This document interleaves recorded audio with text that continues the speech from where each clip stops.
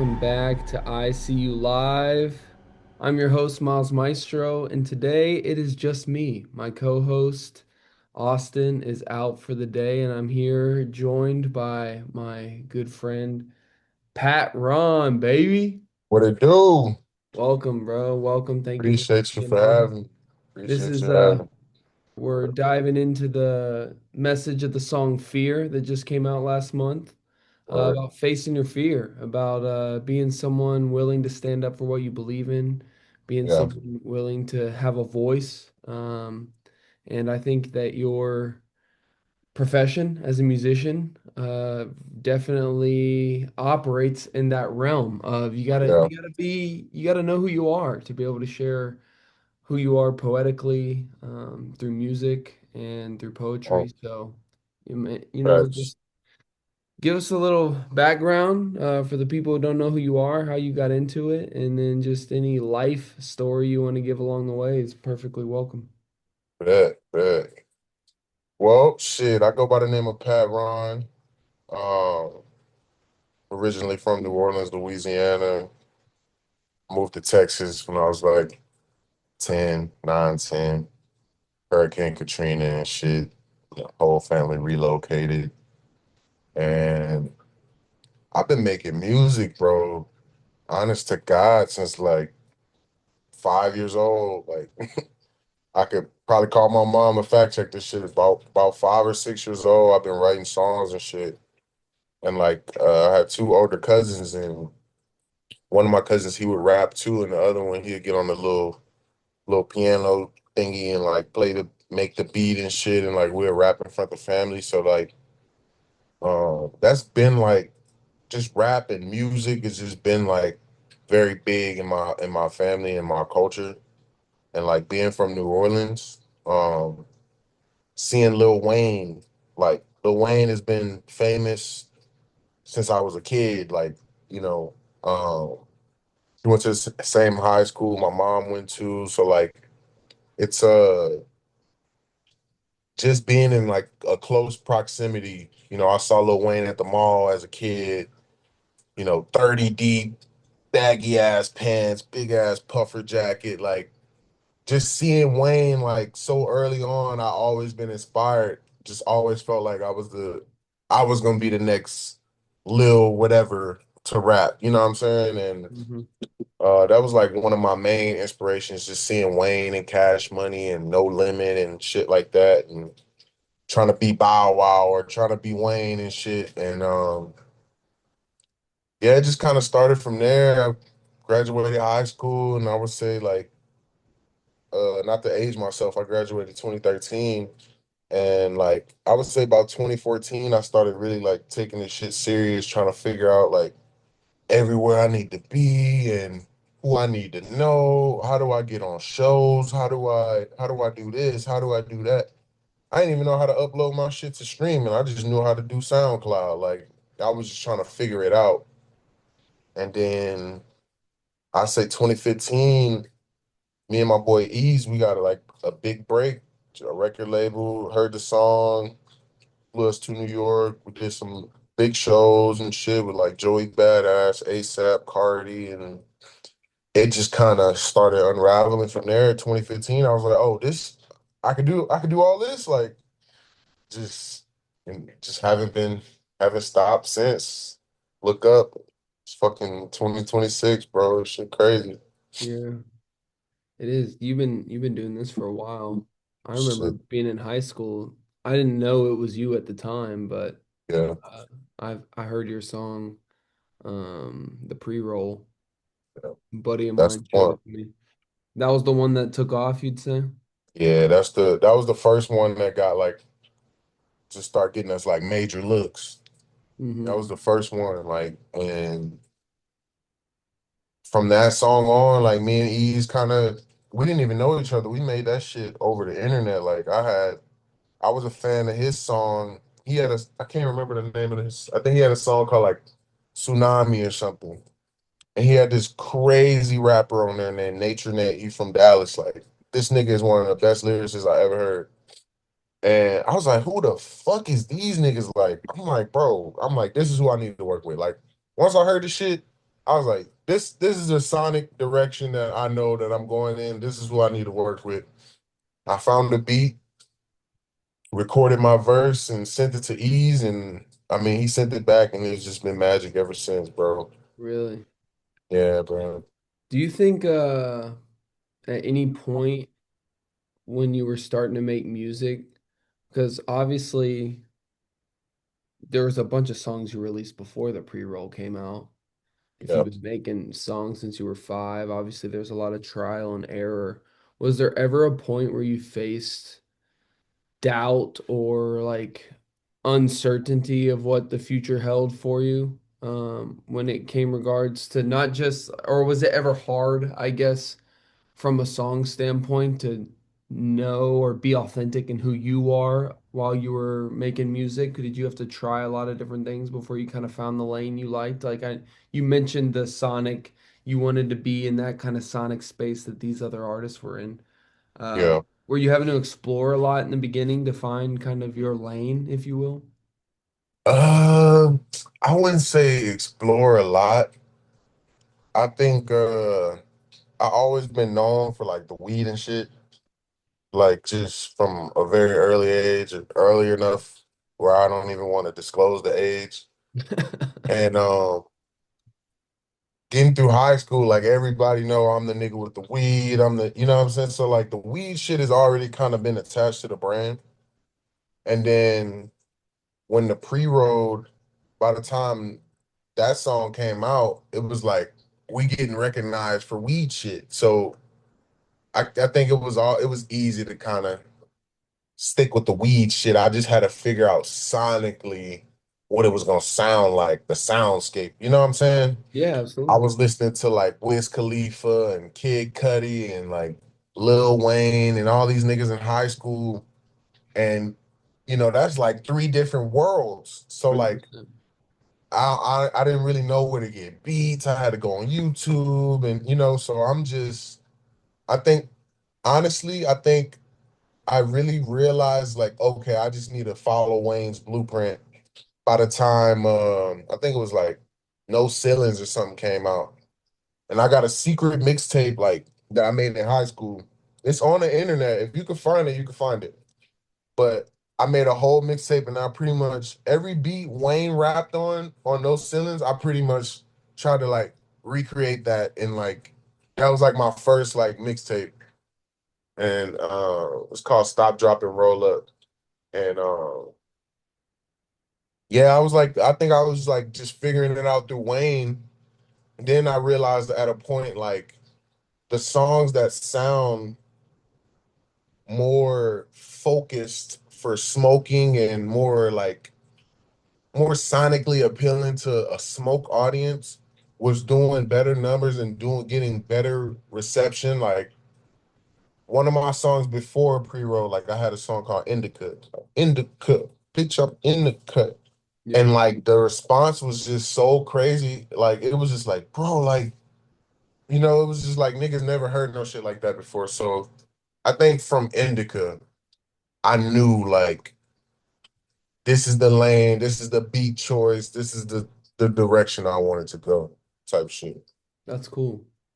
Do you think, I mean, for anyone familiar with your stuff and even those who are not familiar with it and will check out some of your stuff, all your artworks are very much in the same lane as well, especially Shit. from, I mean, you have so many projects and they're all typically, I think aside from like two, if I recall correctly, or are no features. Uh, Yeah, and even most of your singles, I would venture to say, I mean, you have a lot of features that you do for other people, but yeah, you don't feature a lot of artists on your own stuff.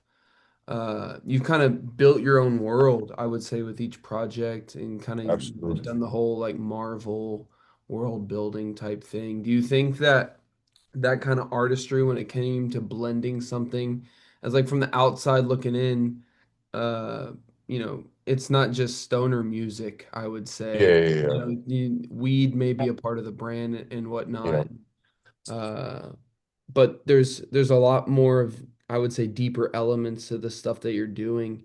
Do yeah. you do you think that was always that way, or was there a point in your music where it started getting deeper in subject matter? And was it kind of like always something you felt called to? Like, is this an outlet, or was this something you found yourself good at and inspired by?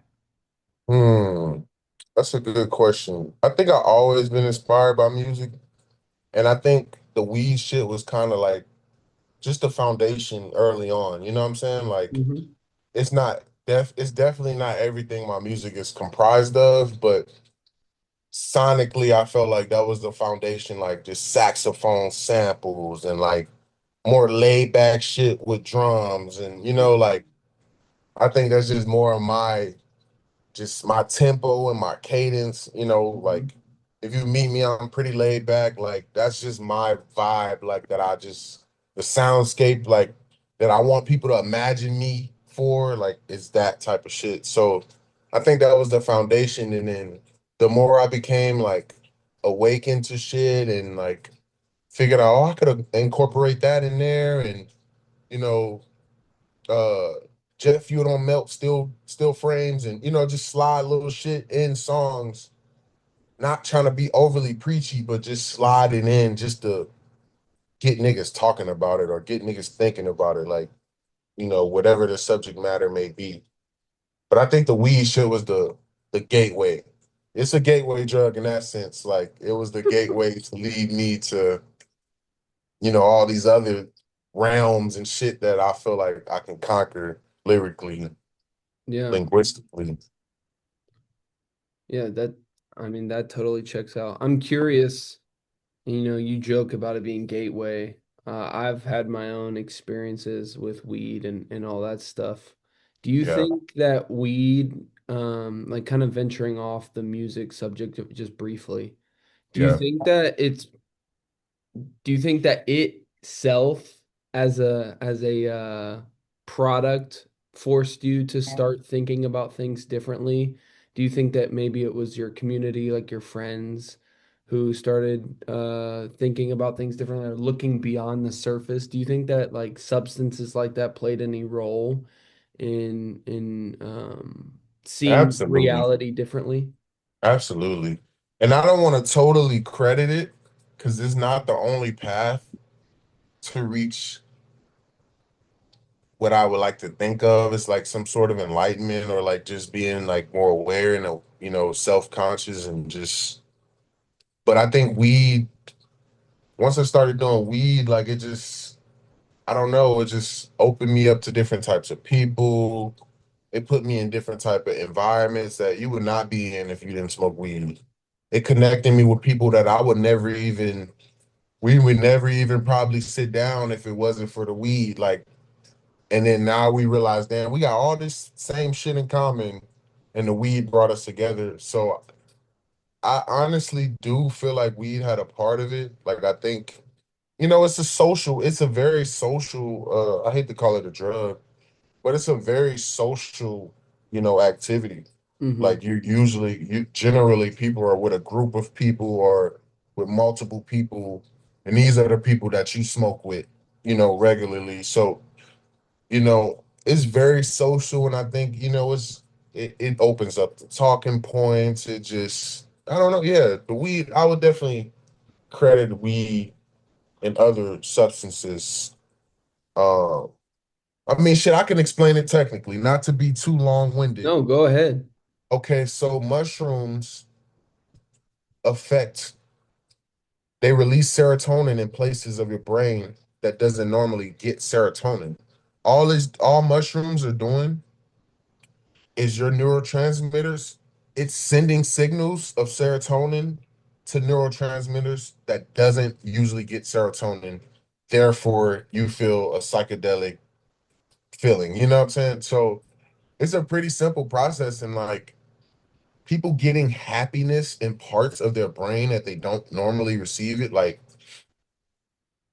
that shit could do wonders for the brain. Like I felt like, weed was one level, but like shrooms and psychedelics, I felt like, damn, like hold on, like we not really seeing reality, the whole reality like we think we seeing it. Like we only seeing this little blip of reality.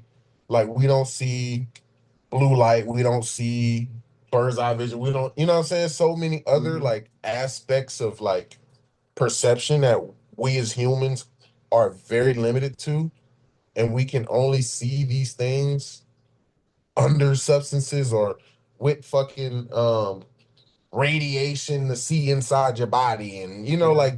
like it's so many different type thermal. It's fucking animals with thermal vision, my nigga. Like, you know, we have a very limited scope of perception, bro, and we Yeah. think we know everything, but you know, we really don't. Like, so yeah, I would credit substances. I wouldn't totally credit, and I wouldn't say, hey, you should go try this to unlock this. Like, it's definitely not that. But I think if you're doing these substances and you're, you know, you're already becoming aware and awake, and you know you and you're learning yourself and you know yourself, I think it's gonna lead you to the right place. Yeah.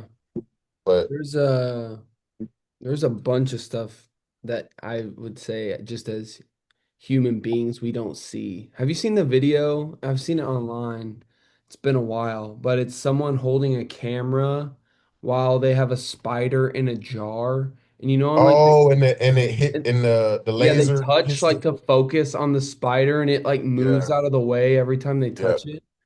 I think that stuff like that is, I already somewhat have a distrust in technology as it is, but there's a lot, as we discuss over technology, you know what I'm saying? There's a lot of stuff that, I would say I had my own experiences with weed and psychedelics. I'm a huge hyper fixator, so I mean, I dove down the rabbit holes to figure out how they all work and stuff too, especially with like psilocin and all this stuff going on in your brain and how parts of your brain communicate that don't normally communicate and things Mhm. like that. I was like, oh, that does seem like some kind of unlock on the surface.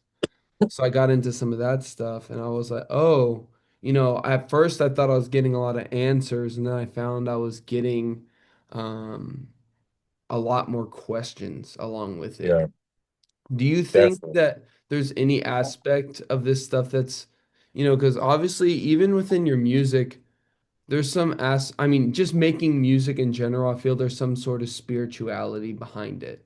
Like Yeah, there's some sort of like higher calling, our talents aren't our own. You hear a lot of artists say that when they write like their best song, it's not necessarily them. It's like they channeled something through them. yeah, There's been times writing songs where I feel like that, where it's like, oh wow, this is bigger than me. Do you think yeah. you've had any experiences like that with music and has any of this stuff factored into that? Fuck yeah, bro, absolutely. Like, I definitely feel like I can channel specific people, like my influences, Hmm. or at least I used to, like, at least like that was like kind of my foundation of where I started. Like I told you with Wayne, like I was, bro, it's nothing about Lil Wayne musically that I don't know. Like this nigga, like I studied every fucking bar, song, cadence, like, and I think um certain times when I'm writing, I feel like I'm tapped into that same source he's pulling from or some shit, just because I give so much attention to his energy and shit. And I just feel Hmm. like it's been like songs like Find It, which is a crazy I The got a Ronin song called track, yeah, I got a song called Find It with my boy Ronan. And like the end of my verse, damn, what the fuck I say? Like the part where you're climbing like, I and dun dee climbing. da da dee da dee da da dee. Yeah, That like, that's Wayne, nigga. Like I literally I felt like I was like, what would Wayne say type shit? Like, I don't know, like in my head. And I was like, damn, this shit just I was like, oh, this I love this flow right here. Like it just came right to me. And it sounded so good. I was like, damn, I gotta say it again and end the verse. Like, and that was it. So and like that's that's just me, a, sorry, not to cut you off.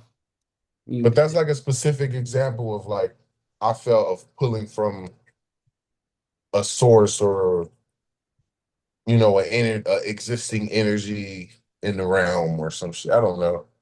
Yeah, no, that's cool. I feel I definitely hear that within the song now that you say that. It wasn't like I heard it and I was like, oh, he's still in Lil Wayne's flow or something like that. You It's like, feel me? I do think that it's like you can hear the influence, but it's not biting. You know what I'm saying? Yeah. Because Uh, I didn't take shit from him yeah, other than I just had him in mind with my cadence. Like when I rhymed it, I just had him in mind. Like, and I yeah, just felt like it came out smooth, like something he would actually say. But I wasn't trying to sound like him. I wasn't trying to take any of his shit.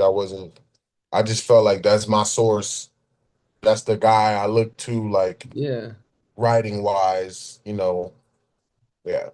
Do you in regards to stuff like that? Because that was the first song you used auto tune, right?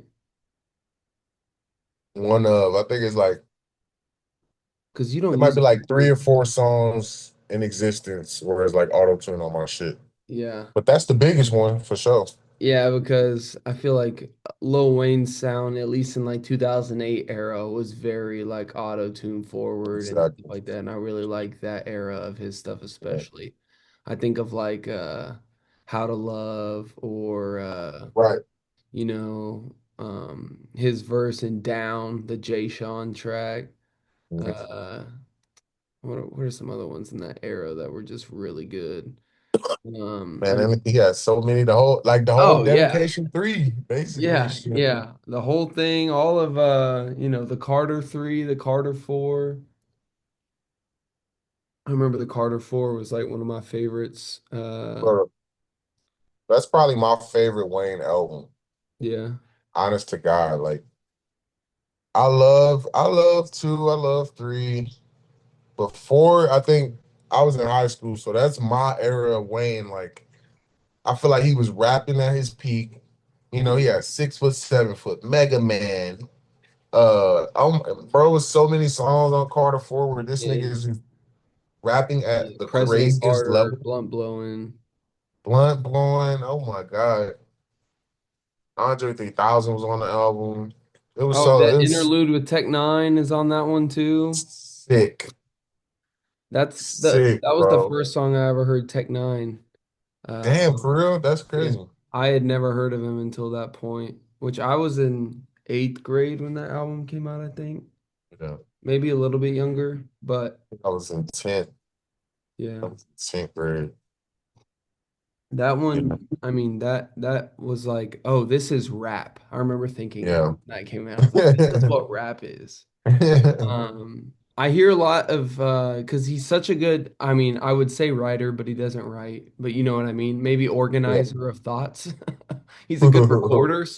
Um, I think there's a lot of stuff with his, yeah, it has so much theme, like you're saying earlier. Like there's so much of his own branding within the stuff he does.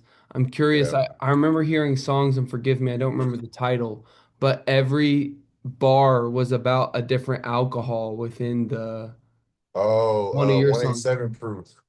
Yeah, dude, Yeah. that song's crazy. And I think of some of that stuff Appreciate you. where the writing is really um really well done. It's Appreciate you, bro. one of those things. It doesn't feel like a song. It feels like it's like a whole poem in a way, which is Yeah. obviously what rap is at its most basic form. But Yeah. with stuff like that, do you feel there are any songs of your own that have a special place in your heart, or like that you went through a certain thing to write it? Is there anything within your discography that just, holds a special place? Shit, if I had to say, I would say Backpack Boy 1 and 2. Like, because one is a real, I mean, well, they all real stories, but Yeah. one, um, it was about one of my homies in Irving, and like, I don't want to say bro name because I'm gonna tell his story, but his mom kind of just like abandoned him in high school type shit. Like he was just like living with his sister and shit, and like, I just, um, his mom was like a truck driver and shit. No disrespect. I hope my boy don't see this and like take this as It's just I just caught inspiration for his story. Like, just I remember a couple times like we sleeping in an abandoned apartment with this nigga. Like, just we out late at night doing shit we ain't supposed to do, trying to get bread and shit. Just Mhm. like it's just such a real ass story of like a real ass era in my life, and like really involving real people, and like it's just that's one of them songs where I literally cried like writing that shit Yeah, because it was like I just felt all my nigga pain like at that time. Yeah, bro. So I would say Backpack Boy for sure. that's Part cool. one. Part two was more about me. Part two is like more my perspective and more me just kind of bringing the braggadocio rhyming with it. But and part three was just like on some just more laid back, just trying to just beat knocking type shit. I just want you to, nod your head. But like part one, nigga, I cried real tears making that song, bro. Real tears. Like, shout out to my nigga. He know who he is. Yeah. I But doubt he would be upset about hearing that. And it's always yeah, I just don't want to say his name and then say some personal shit, that ain't 100%. public. You know what I'm Just leave saying? him But nameless. But yeah, that's cool to hear that it was like a real thing like yeah, that. I think that stuff, that's the kind of stuff that sticks with you a long time after the song has been out. I think the power of music is that in some ways you get to reshape a bad situation to a good thing. And a yeah, lot of the songs I've made have been, part of the worst about the worst things that's ever happened to me in life. And I'm like, oh, there have been times in my life where I'm like, oh man, the worst thing just happened. It's gonna yeah. be a fire song though. And you I get need to to have that perspective sometimes because when bad shit happen to me, bro, I just go in my little shell and I don't really want to talk to nobody. I just kind of just would just binge either on the internet or gaming or just in my own little realm, basketball, little shit like that. Like sports betting now, it's my new, my new, my new vice. yeah. I'll be on the sports betting game. But like I'm not like OD, like I'm spending life savings or nothing. Uh-huh. But I think it has been like this new thing I've been doing a lot. and Yeah. I don't win all the time, but it's still Yeah. fun to Yeah, I it's feel still like fun. that's kind of taking the world by storm right now. Yeah. And it's like, I don't know, bro. I don't really see too much wrong with it. I think people can definitely go crazy with it. Mm-hmm. I don't feel like I'm out of balance. I just feel like, I just need to step my formula up so I can win more. Your formula. But Yeah. I got some wins under the belt, bro. I got some wins.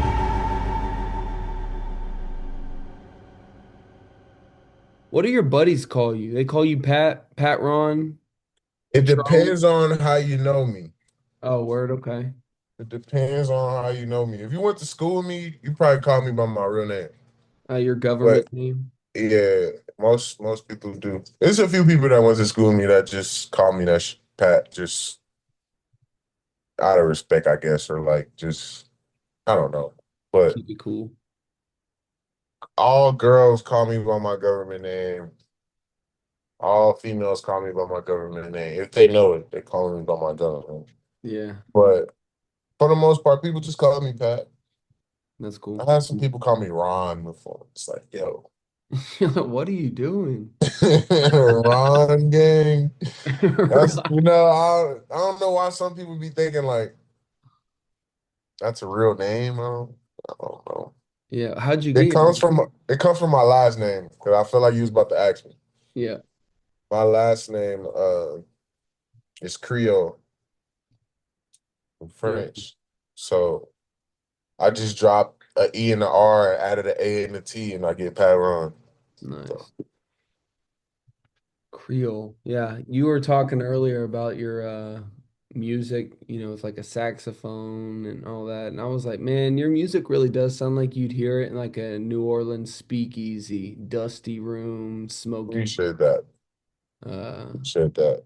I think especially the project you did, um, I would say last year, maybe it was 2 years ago, Por Vida, the one where he was Oh, two fly? yeah, that's like Yeah, that's that shit. that one's very New Orleans-esque. Even the artwork kind of feels like it's pulled out of that New Orleans art style. That artwork, it's a 14, I think it was like 14th century or some shit. It's called, damn, what it's called? Hold on. It's called the Lady of Something Family. And the reason why I recreated that art, damn, it's killing me. I can't think of the name of it.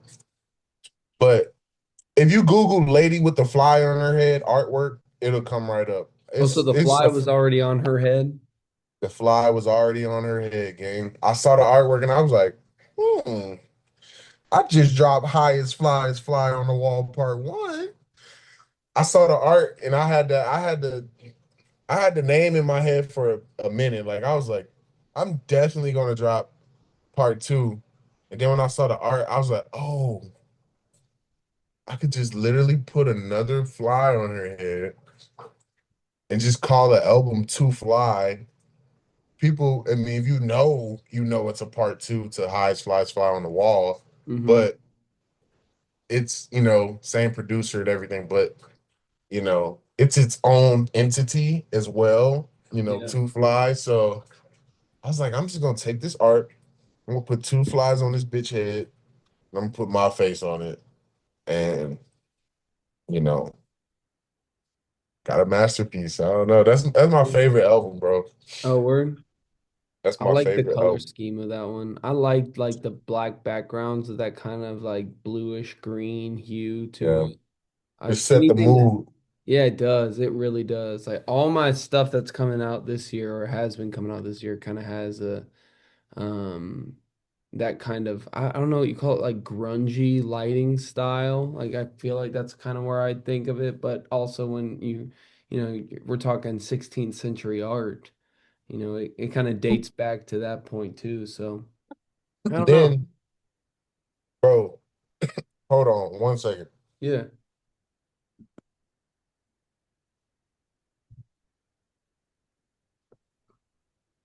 I gotta show you this shit. Okay.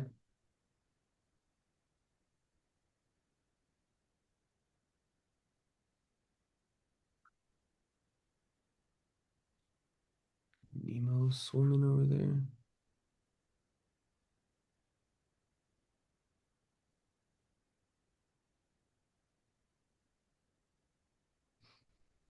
Had to run to the other side of the crib.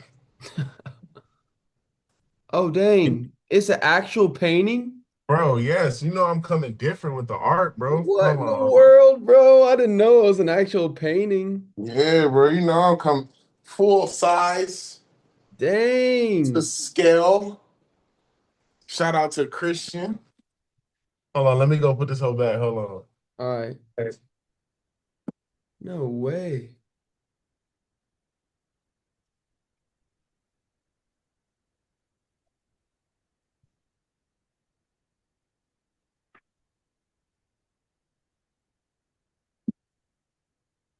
Yeah, that's my boy Christian. He's a fucking art god.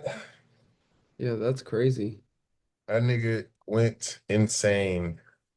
That was the And first one you've done in a while that kind of departed from your typical art style. yeah, I kind of wanted to go self-portrait, but I didn't want to do an actual photo. Yeah, yeah. And then once I had got that idea, it was just too perfect. Like two flies on this bitch head. It was just perfect. Because you kind of, some of your older arts are like more cartoonish, I would say. Did it start with Trap Ron? Is that where that kind of style started? Or was it before that? This time last year, This time last year was the first yeah, one.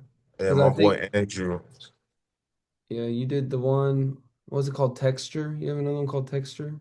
yeah, my boy Andrew. whipped up this time last year. And then from there, he did such a perfect job. From there, I was like, damn, I kind of got to go with this pastel art type of lane. Like, I just felt like I had the vision for like all of those arts, all my artworks. I didn't draw it, but I curated it 1,000% damn near. And that shit came from my mind. Like, all the ideas for my artworks, colorways, everything. Like it come from my mind. I just go find the most talented people in the fucking world to bring that shit to life. Well, And it's my cool boy, you incorporate a lot of the songs into the artwork, it seems too. uh,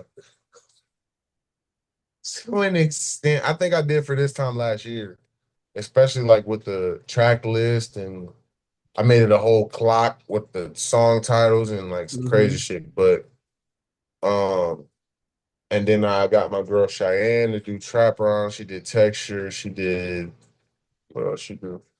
She did Shut Up and Rap with me and Coach Tev.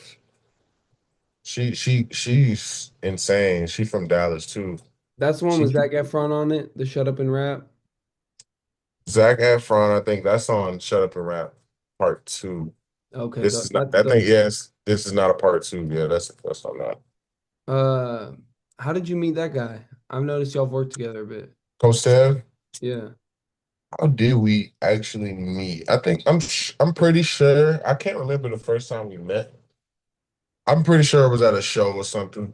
Hmm. It was at a show probably or like it could have been online. But like we got a lot of mutual friends and shit. Gotcha. And I'm a Pisces, bro, a Pisces. That nigga just cool as hell. He like vibe wise, like he just very similar to me, just a cool, laid back nigga, like smoke weed, just be chilling, like and can rap at a high level. So it was kind of easy to, you know, to put that together with bro. Like very easy.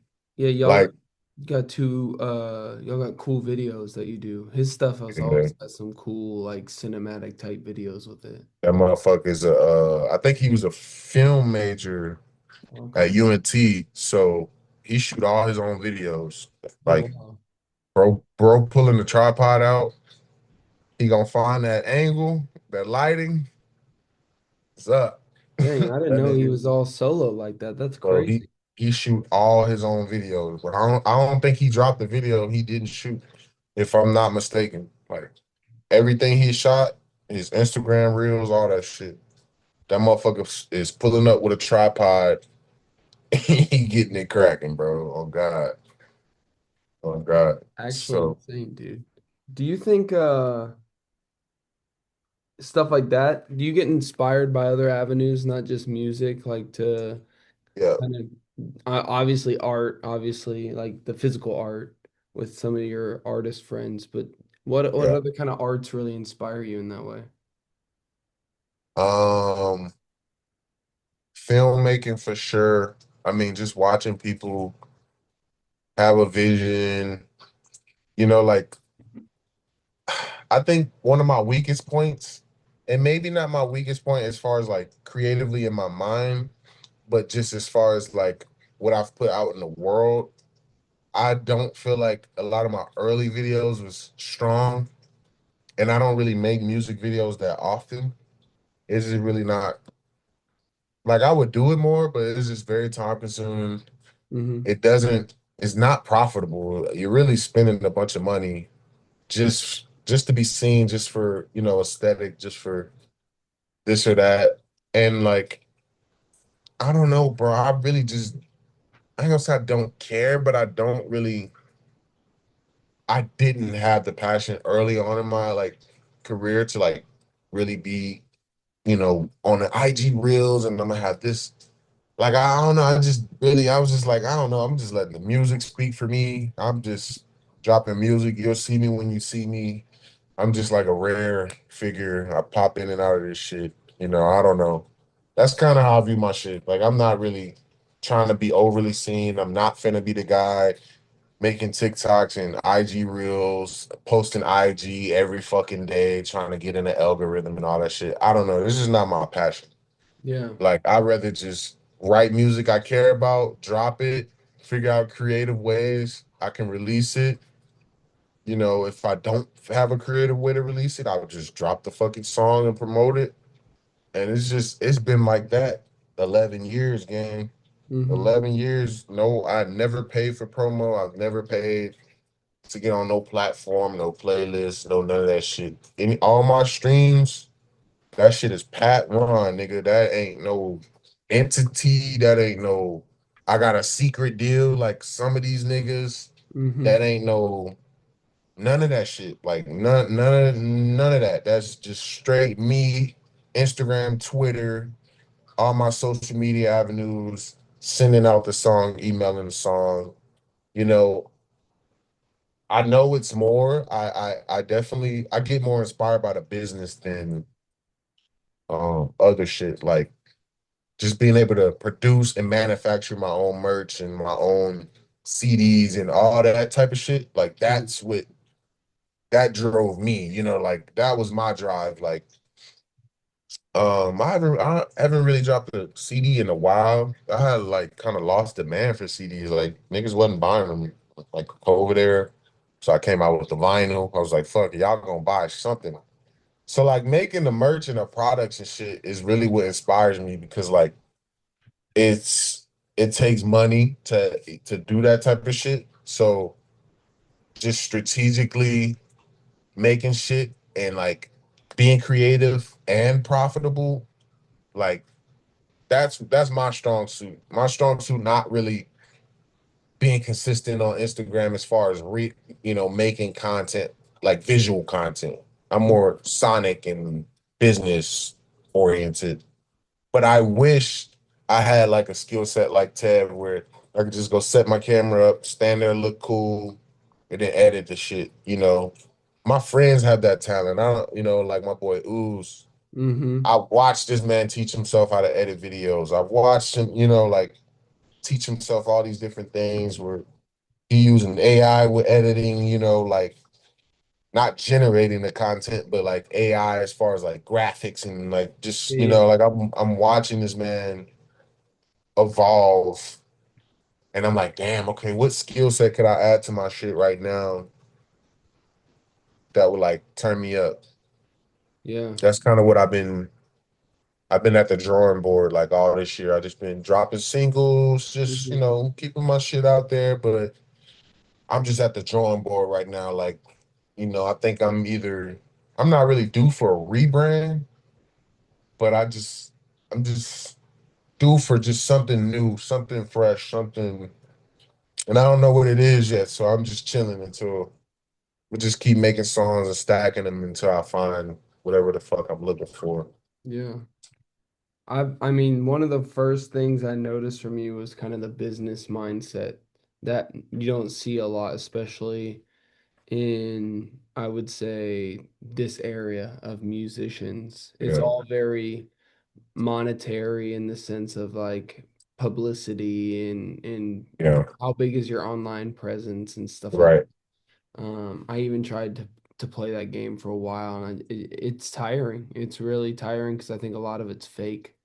But bro.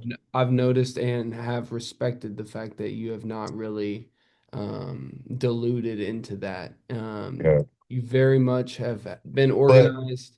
not to cut you off, No, you're good. but you inspire me as far as like I know you slowed down like recently on social media, like you're not running your shit. Yeah, my wife runs the whole thing now. Yeah, but as active every day you was dropping a new video, your favorite small create like them little, what I'm saying, little videos he was making like I was like, bro, this nigga posts every day. When is he gonna get the break? Like when is the algorithm say you deserve Yeah, right. X amount? Like I'm like, damn, I'm watching somebody for like months straight, timed releases, time, and I'm like, where's the results? Yeah. Like, not no disrespect, No, but you're good. I'm I'm just wondering thinking too. like, I'm like, bro, like, when is Instagram gonna push this shit? Like, it just seemed like it was no growth for you, and you were doing everything the right way.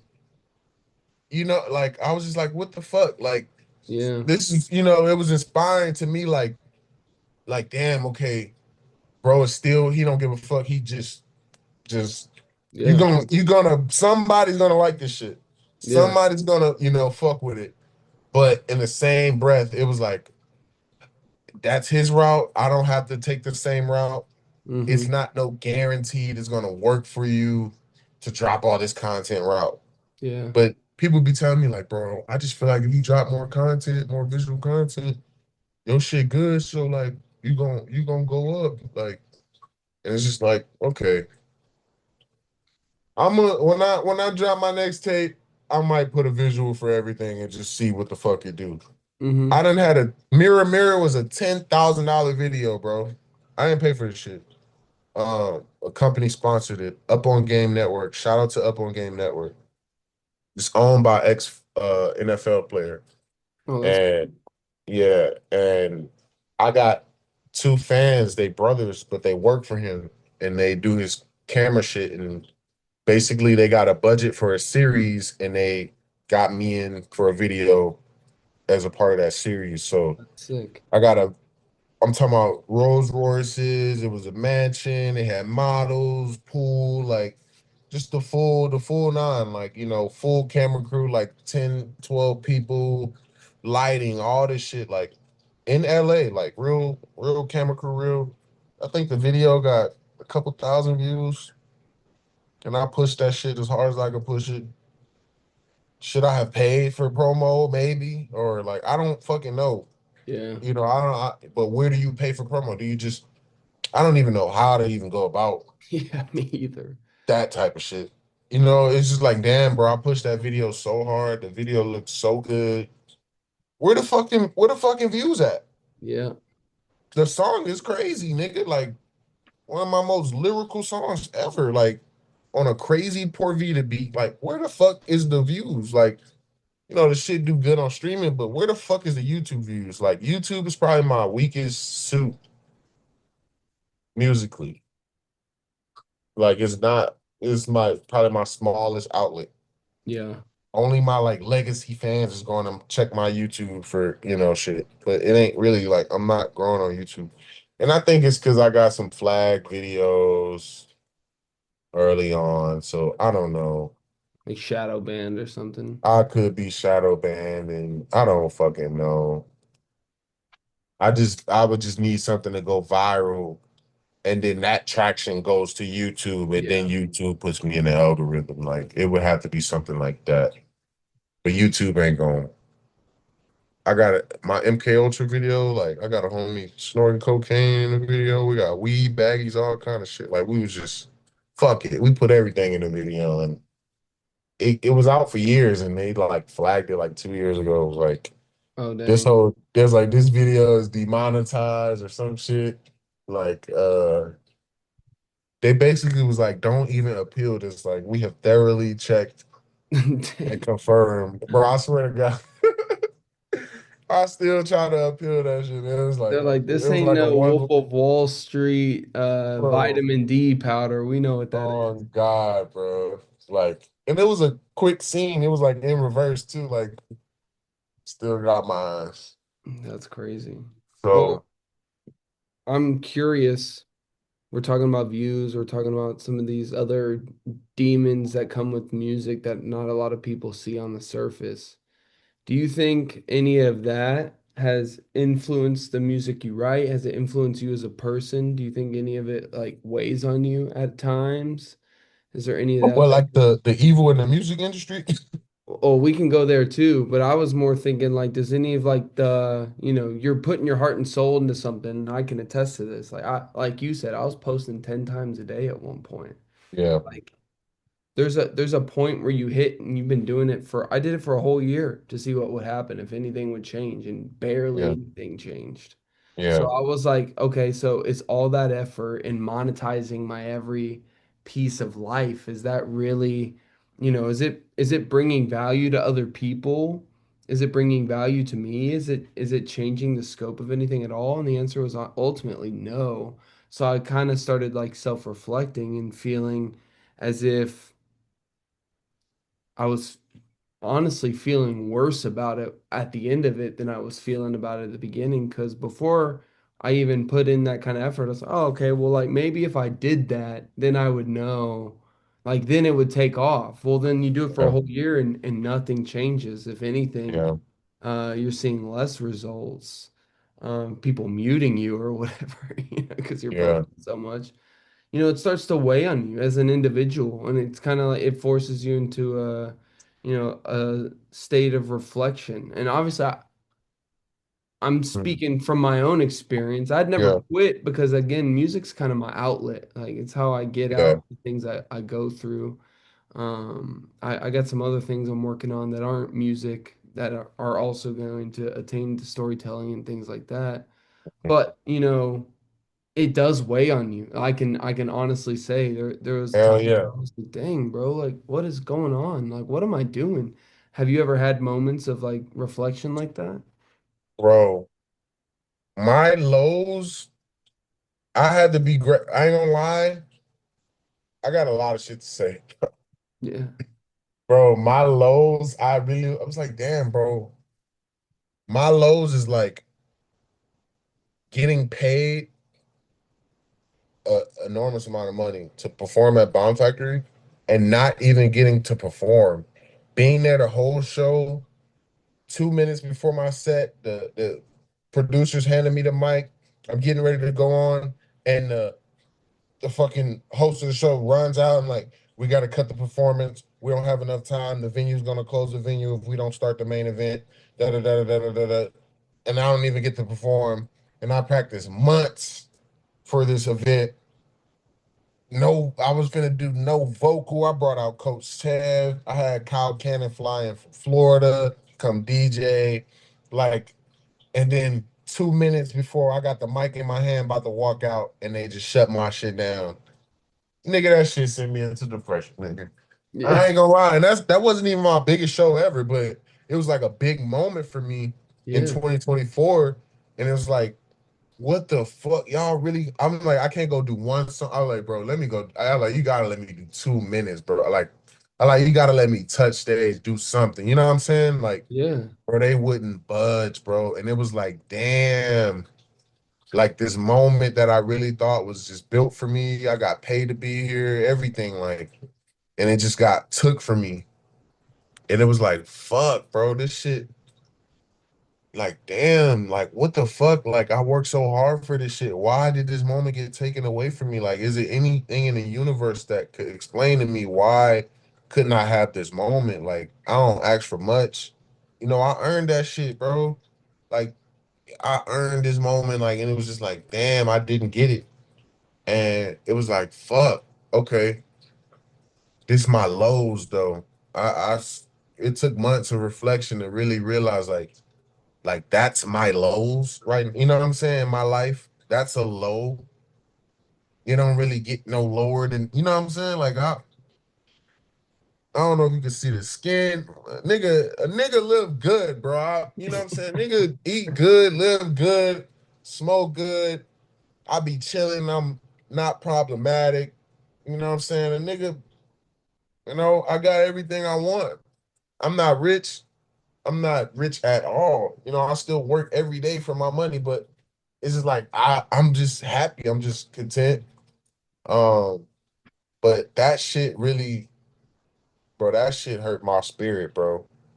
That shit hurt my spirit. And like it's 2024 April. And the next week I get an opportunity from excuse me for forgetting. It's a weed dispensary brand. I'm blanking the head right now because I got so many thoughts. But it's my New York niggas, my nigga Sam, my nigga Weedy, Vita Buds. That's it. That's the name of it. Vita Buds. Excuse me. So Vita Buds, they like dispensary out there in New York and shit. And my homie Sam, he worked for Smokers Club 10 years ago, and he was one of the main niggas. He was an A&R at Smokers Club. He was one of the main niggas pushing for me, rooting for me, trying to get me like, hey, why y'all ain't officially signed him yet? Like, what's like, he was one of the main niggas like trying to hold me down. And he flew me to New York. I'm in a 5-star hotel. Talking about we eating $1,000 dinners every night. Like, but the whole purpose of me going out there was because they wanted to shoot me a music video for my song Whole Ounce. They thought it would be a perfect song for a commercial for their brand. You know, they got a weed brand, that's a weed song. They thought it was a song. But we do a 12-hour video production. Mind you, this is the week after the Bomb Factory shit goes sour. Yeah. 12-hour video production. I'm talking about shit went smooth. We had strippers, nigga. We had sprinters. It's 420. We in New York, Washington Square Park. We in a, I mean, big ass crowd watching my video. Like it's turned. Like it's. I mean, you can't like recreate some of this shit, bro. A couple weeks later, they hit me like, yeah, we editing. Da da da da da. The production team who shot the video somehow got the files corrupted. Whole video gone, gang. Poof, it never happened. Dang. Never happened. This 2024, this April 2024. This kind of made me like, all right, let me just let me fall the fuck back, bro. Cause what the fuck? Why am I getting all these crazy opportunities and like this shit going bad? Like, is this shit not meant for me? Like, I don't like what the fuck is it just not meant for me? These things would have pushed me over the top, but something in the universe was like, ah, and just chop that shit down. Or was it just you know, you win some, you lose some, and maybe it's like if I get say I get a big opportunity tomorrow and that goes sour, well, maybe it probably wouldn't even hurt me as much because of this shit and that shit and this other shit. Like it's just like some it's just like some even before this, like bro, I'm supposed to be signed already, bro. I was supposed to be signed a long time ago. I don't know what happened, bro. I don't know what happened. They flying me out. This label was flying me out to New York. They put me on every show. I'm with all the big artists. I'm here and there. They like 2 weeks. Send this and this and that and your address, and we're gonna send the paperwork and da, da, da, da, da. Never got the paperwork. Same thing happened with another label. Like it's like, damn, I don't know what is this, is it me? Is it me? I don't fucking know, gang. Like I just be like, I took a lot of shit to the chin in this music shit that like niggas don't even know the half of, bro.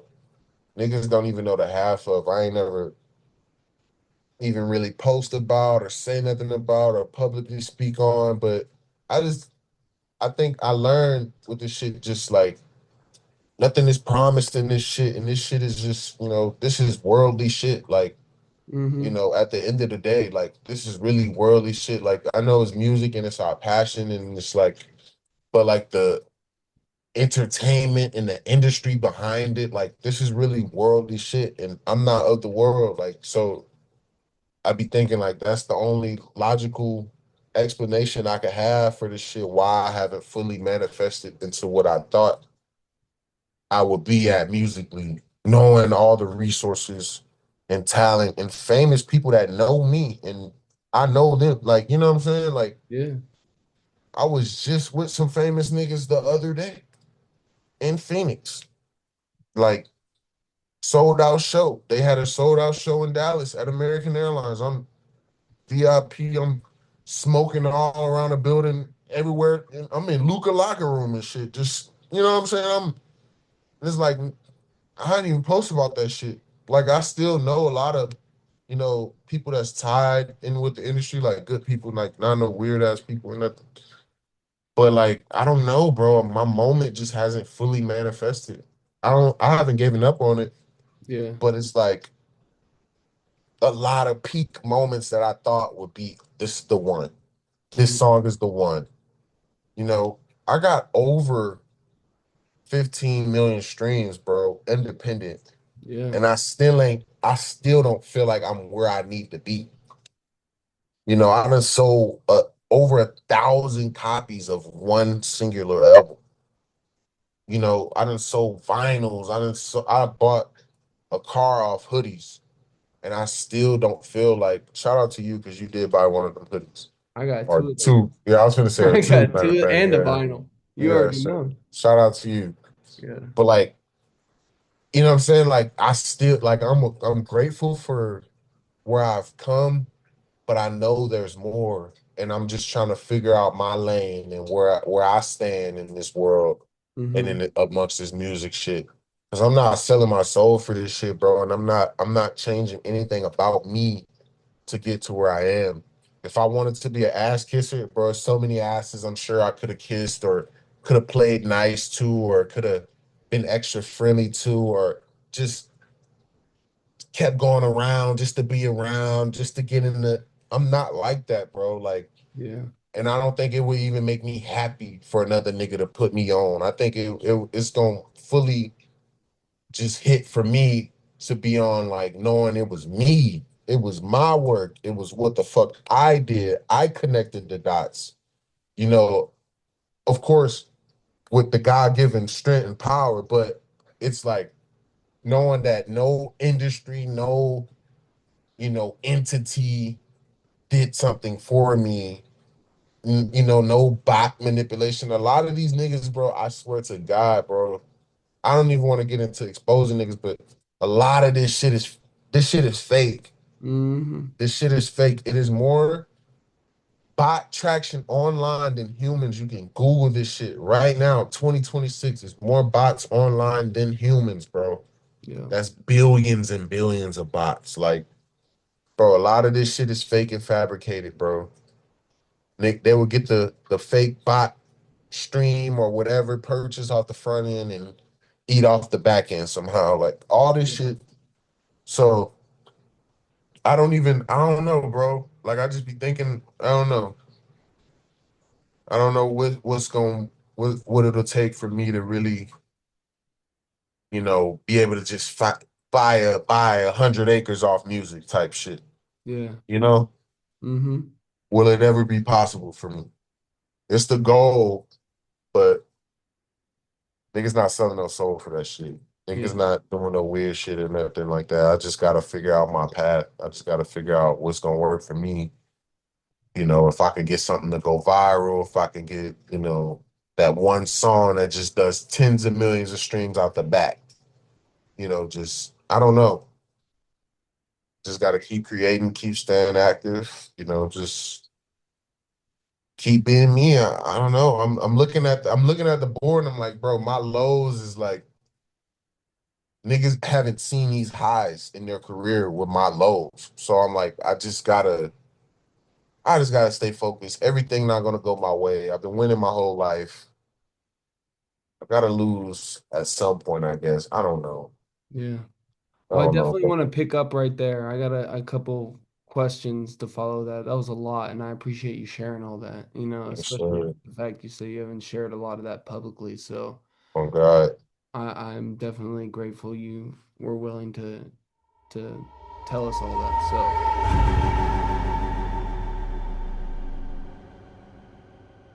I noticed you said, God-given talents, all types of stuff. Like, you got to take some losses sometimes. I'm curious, with your life and your beliefs, where do you turn, kind of spiritually, emotionally? Like, where do you go when things don't go your way? What's kind of your source? I would say, you've mentioned God, you've mentioned the universe, Yeah. but like, where do you kind of stand with all that? Honestly, bro, I just kind of go within. Like, I just start looking at me like what what is it something I could adjust? What is it that I didn't, either play the cards right or maybe that was just the hand that was dealt, literally. Like, you know, I just been like getting in the mindset to just stop accepting shit at face value and just look at, okay, is it an interaction maybe that, I could have done differently that would have put me in the room, or is it, my attitude about how I perceive things when things don't go my way is the lesson, or I don't know, bro. I look within and I'm like, some shit is just accidents. Like, I don't think anybody would paid thousands of dollars to fly me out and shoot this whole production and then just fuck off the video, you know? I know it's not on their part. I think it was just a fucking accident that these niggas, the files got corrupted somehow. I don't know. Like, and I just gotta take it. I can't think all these, oh, maybe it was this or that or this. I was driving myself crazy. Like, I was trying to get them to send me the hard drive. I had, people telling me I need to take it here and there. Oh, Like, like they could fix it.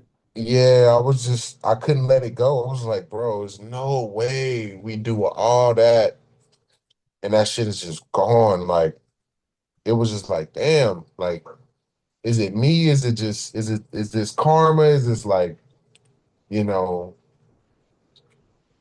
maybe I did something in my past where this was an equal punishment, something didn't go my way that I really wanted. And, and that's really all it was. Nobody hurt me, harmed me, disrespected me, did anything to me. It just hurt me that creatively I put so much energy and time into something and it didn't fully manifest. Mm-hmm. And that lets me know, like, damn, I'm really passionate about this music shit and I care. Like, I want to be, you know, better and bigger and I want to, be able to just have financial freedom just off my art. Like, that's like the end goal, I think, for every artist, or at least majority of them, Yeah. just to have that freedom. And that shit just didn't manifest, bro. And I thought it was written for me. I was like, damn, like, all right, fuck it. Bomb Factory didn't happen. I'm in New York next week. Da da da da da. Like, and I still, bro, mind you, I had a great time. Like, you know, I didn't lose the experience of what the fuck I did. I Mm-hmm. didn't lose you know, I might have shit out the dinners I ate, but like I didn't lose nothing. Like, I didn't even really spend no money on that trip. Like, everything was pretty much paid for. I'm talking about room service, everything. Like, it was crazy, bro. Like, five-star hotel. I'm at the Williamsville, overlooking the whole Williamsburg. Nigga, I could see Manhattan. I could see, like, I'm talking about, it was crazy. I never experienced New York like that. I've been in New York many times, but it's like, damn, this is the New York experience. Like, I felt like, and I'm still tied in and cool with these people. And, they've mentioned like trying to redo it and shit. And like, so I know like it's still cards on the board. Like, it's still so much hope and it's still so much time left. Like, you know, to where, I can't give up. I just gotta just keep creating. It made me slow down. It made me like sit back a little. It's like, all right, well, fuck this rap shit. Let me just focus on this money. I'll shoot my own shit that crazy. Or, it was just kind of like like the Bomb Factory shit. It was just like, damn, like, all right, well, fuck it. I'll go do another show. And, Mm-hmm. just I appreciate those L's looking back now. It took me like a year to get over that shit. I'm not gonna lie, like, because it was like other little shit, like little micro shit that was happening Mm-hmm. around the time. But I think creatively, it just was this cloud over me. Like, damn, like, all right, now what could I make that's gonna just be undeniable? And I just had this extreme pressure to just make this crazy record, just pull this just fucking God level lyricism record out of my ass. And I didn't even, I don't know, I just lost. I ain't gonna say I lost my creative process, but I lost track. You lost momentum a bit. Yeah, I lost just, I just was like, fuck this shit. Like, you know, I don't know. But like now I'm starting to like, I got a tape that's pretty much ready. I got like a couple unfinished songs that I finished those songs. Volume one of the tape ready, get some visuals, and we back rolling. Like, it's not, I'm not dead. Shit, Yeah. I'm still breathing and alive. Like, Lord willing, I still have many, many, many, many more years on this earth to keep doing what I love and So yeah, I just really had to go back to the drawing board, bro. I really had to, like lately my music has been a little more amped and a little more turned. Like I'm not dropping chill shit right now. That ain't my energy right now. Yeah. I'm kind of turned. I'm kind of in my own right. Like I'm kind of just I don't even know how to describe it. I'm just on my own little cadence right now. Yeah. But it's coming, bro. It's coming real soon. Like this shit gonna manifest one way or the fucking other. Like I'm gonna figure it out. I Well, it just had sounds a like, it's oh, my bad. I got setback, but I'm gonna bounce back. Yeah, it sounds like you take every opportunity of things going good or bad as just a lesson learned and kind of moving forward. Yeah, When that's I where was I'm at now. Yeah, when I was a That's where I'm at kid, now. I'd get grounded, and my dad, to get ungrounded, would make me read this book called Failing Forward Yeah, and give him a book report on what I learned in the book, and then I would give him that and I would be, ungrounded again. Uh that sounds like a Shel Silverstein book. Still got Shel Silverstein tatted right here. That's crazy. Uh No, his shit was called Falling Up. yeah, Falling Up. Yeah. Falling Up. Okay, Yeah, yeah, Failing Forward was not like a poetry book. It's by this guy named John C. Maxwell. It's really yeah, about exactly what you're saying, taking every opportunity. Like he listed out a bunch of successful people and then all the failures that they had before they had that one success that you know them for. yeah, There are even people you think about nowadays that like are in that same, you know, realm. You think of, Drake or a failed actor kind of yeah. industry plant maybe. But you know what I'm saying? Like kind of I mean, shit, Jay-Z, bro. Jay-Z Jay-Z, too. Yeah, a lot of fail. He no didn't even one make would give him a deal. He was yeah. 26 when he put his first album out. Like I'm thinking like, damn, I feel like I'm late in the game. Like I'm OG now. Like, but bro, Jay-Z was 26 when he put his first album out. He's 50 something now. He's a billionaire. He's married to Beyonce and like Yeah. what more could the nigga do? Type Yeah. shit, you know? And like a 20 something years run, like Yeah. it's still so much time, bro. What gives you encouragement? Like obviously you're taking everything as a lesson learned. You're moving on, doing your own thing now. You say you That like ain't easy to do though. yeah, I I know it know might it's not. sound like it was, bro, but I was mad about that. I was I mad and bet. sad. I had so many mixed emotions about that shit, bro. Like it was like, damn, is this shit not meant for me? Why do I get these crazy opportunities? No artist that I know is getting opportunities like this, Hmm. and then it's not fully manifesting how you know it should have. In my mind, it should have, but I don't know, bro. I Yeah, don't I'm know. I'm curious when things like that. Obviously, it's not easy. You got to wrestle a lot. You talked about looking inward, looking upward to some of this stuff. Do you have like a relationship with God that you fall back on? Do you have a relationship with your parents, someone in your family? Like what's kind of like where can you fall back on when everything else within you fails? Like what does that look like in your life? Definitely all the people around me. Um, God, my parents, my best friends. Like I got the best friends, bro. Like man, like I just could talk to them about anything, and it's like it's just being open, I think helps too. Just Hmm. like voicing this shit and like just saying it kind of literally gets it off. And like for a while I didn't say shit about it. Like for a while, I just kind of took everything to the chin.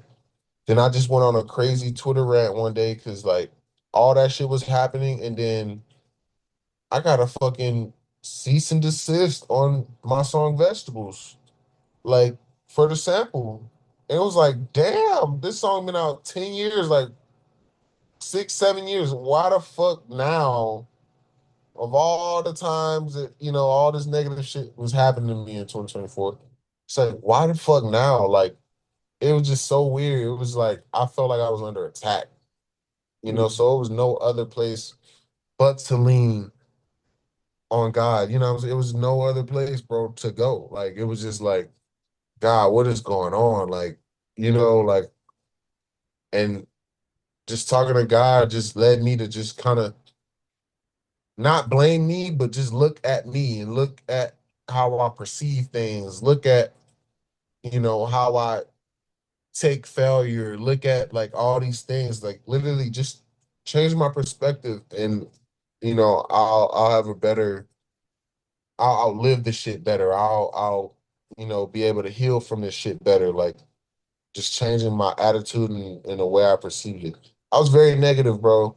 I didn't want to create. I felt like I was lazy. I wasn't playing basketball. I didn't want to go out. Niggas was hitting me up to go out. I didn't want to go out. I don't want to hang. I was just, and I guess that's depression. Like I wasn't walking around sad and shit, but I was really more angry. Like shit wasn't working out for me. Like that I mm, felt like should have worked out for me. And I just kept it to myself, kept it, there's only a few people that really knew about it, my parents and like my best friends that really knew like how I felt about the shit. But I never voiced the shit publicly until the vegetable shit happened. Like, I ain't getting paid for vegetables. Them niggas took that hoe. Like, they let me keep the song up. I mean, I guess thank you for the fans, so I'm not getting a fucking thousand messages a day asking what happened to it and shit. But it's like, damn, that song is just for exposure now. Like, they came and got it. So it yeah. was like, fuck. All this shit was just happening at one time, bro. It's like, okay, I gotta be about to break through. Like, why is all this negative shit happening? Like, something's just telling me, like, just have a better attitude about it, and then like something gonna open up for me. You know what I'm saying? Like, Hmm. I done got a few. I would say this year, I definitely have a very famous friend, like more famous than people would know. And I will call him a friend now, just the amount of times we've hung out in this short span that I've been knowing him. And like, just the access that I have, amongst his team and brand and shit. I see a lot of potential there. Like, musically they want me involved. Like he working on a project for one of his side brands and like, they want me involved and shit. So that's been like inspiring to look forward to like okay. Like and one of my best friends lined this up. Like I got three best friends and one of them live in LA and like he just tied in and he just been doing shit behind the scenes for me and shit and like really just helping me out. So that's been like one of the things that like really pulled me out of the hole I was in. Like oh, okay, like I'm in my own little world too much. Like it's so many other worlds going on out here. Like Yeah. I gotta broaden my perspective and stop just focusing on the negative and just keep literally. I hate to be cliche. Literally, keep doing what you're doing and just because it puts you here. So just keep doing that. Add more to it, and like the shit is gonna work out one day. It just has to. There's no other. It has to. I put so much energy and time in this shit, bro. It has to. Like maybe I didn't dream big enough. I never thought I would get 1 million streams. I never thought. Bro, I got 15 million streams independent. Nobody helped me do that shit. Yeah. Like, so I'm like, if I had 100 million, how would my life look? You know what I'm saying? Like, Yeah, well, absolutely. that's a hell of a scale up and it's not unattainable. Like that shit is right there. That shit is right there. I do a couple things right on the internet, boom. It should it should happen. Like I get on the right playlist or meet the right person, Hmm. you know. I just think like it's coming. I just got to keep creating and just have this material ready and just, you know. and just when I drop, shake the world. Yeah. Well, it's good. It seems you got a good outlook, and obviously you're very goal oriented You know, with all this stuff. Uh, it's it's crazy you're talking about, you get to one spot and you just want the next spot. It's like it doesn't make hmm sense sometimes. It's like the the desire for success and even like the desire for more is kind of insatiable in a way. Like yeah, it just keeps climbing. You get to one point that you thought you'd never get to, and then you want to get to that next point in the right. same exact moment. Because Uh, it's like, okay, what the fuck? Quit now because my dreams were small at first, and now they just keep getting bigger. The yeah, more I see that reality is possible, and it's like, you know, I just think niggas just gotta just be on their shit. Just stay on your craft, whatever your craft is. Hone in on that shit. Go get outside. Go do whatever you gotta do to get your shit jumping. Like only you can do it. You got 10 fingers, 10 toes. Only you can get up there and make your shit pop how you want it to pop. Make your brand look how you want it to look, or your art, or whatever art form of expression, or you know, your work ethic, whatever it may be. Like you just gotta lock in, bro. yeah, That's kind of where I'm at right now in the world. Like I'm back just mellow. I feel like I've been creating a little bit more than, you know, the start of the year. I'm very close to finishing the tape. Inspiration's been coming, but it's just something missing. I don't know. yeah, It's something I'm looking for that I haven't found. I'm trying to find. yeah. But I feel that the void, especially as you get older, I just feel like it grows and grows and mm, grows. I had a lot of I used to live out in LA before I got into music. I was in acting. So I had a lot of access out there. And it's weird looking back. I feel like the void is always the biggest when I have the most going on, and yeah, kind of the smallest when I'm, like you said earlier, you're pretty content. So whether things go up or things stay how they are, there's upsides to both of it. There's yeah, downsides to both of it too, of course. yeah, But yeah. Because there's nobody up want to stay in the same spot, exactly like you know? as human living within time, right? Yeah, Because we're living in a chronological unfolding of time, naturally there's a uh, desire and an inevitability of change. We just yeah, constantly change and adapt and move on to the next thing. I feel like it's kind of ingrained in us. yeah. Um, that's what makes us different from like spiritual beings and stuff like that, like demons and angels. I don't think that they're necessarily um, stuck in the same realms of time as we are. Uh, so I kind of diving in, we've spoken on it a little bit. We've discussed some of the industry and some of the upsides of it. I know you're also big into research on some of the downsides of the industry. How do you kind of balance that in pursuit of something that, you have a lot of desires to, for lack of a better term, like keep your nose clean, if you will, as you're increasing in, I mean, you're at what, like 50,000 monthly listeners pretty consistently, sometimes a little bit more than that. Yeah. So as that continues to grow, how do you kind of balance the desire for more while maintaining your sense of independence, uh, and avoiding all kind of the dark alleys that we are both very familiar with within the industry? Okay, so that's a good question. I think for one, it's you are who you hang around. Mm-hmm. You are who you hang around. Like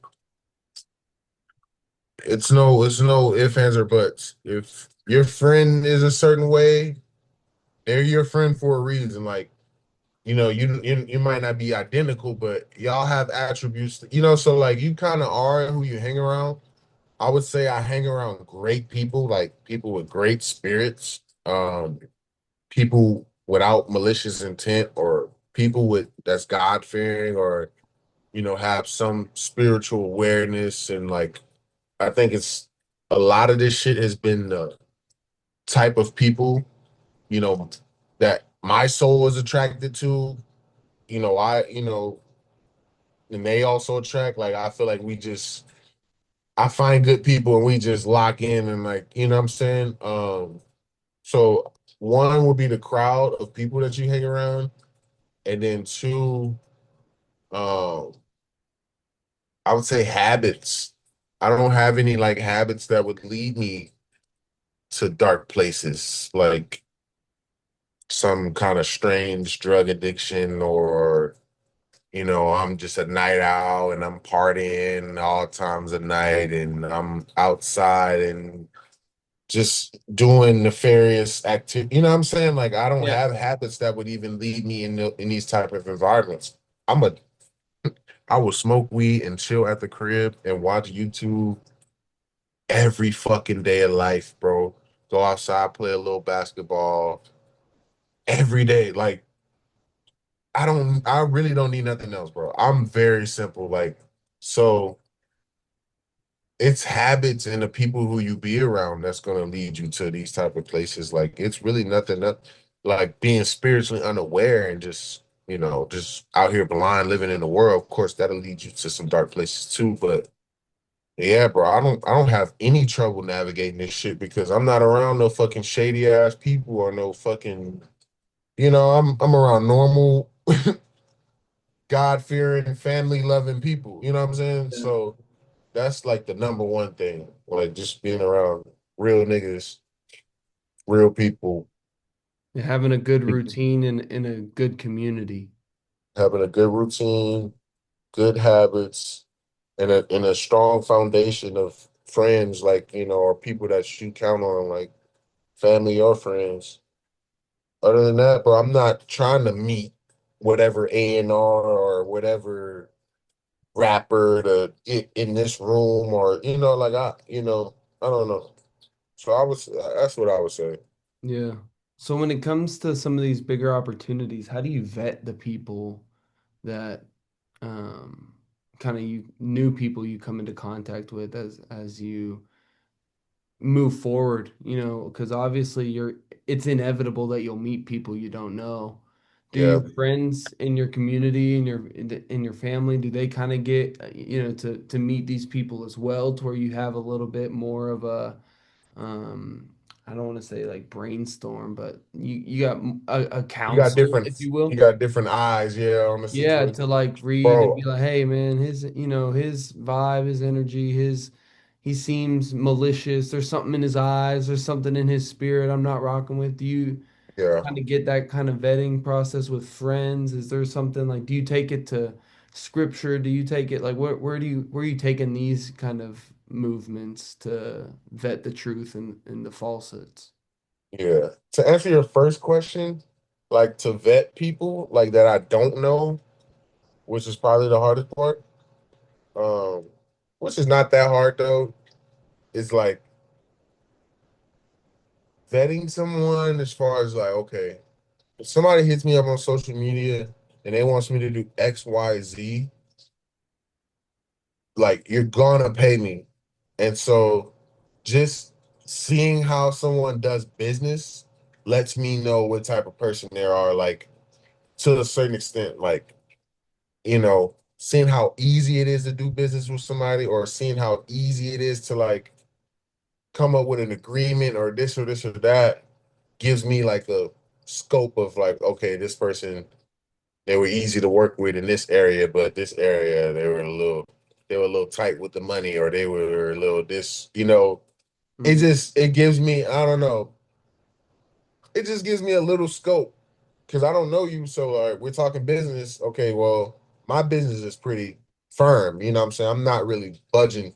I'm flexible, but I'm not really budging on what I want, on what I'm asking for financially, or, as far as like a rider or whatever the fuck. And so just seeing how people do business, people I don't know, seeing how they do business, how easy they are to work with. That would be my initial like vetting process. I'm like, okay, I might need to look out for this or this or that. Mm-hmm. If they want to do paperwork or don't want to do paperwork, everything will be in the paperwork, so you can see exactly what the intentions are, like Yeah. if it was that type of situation.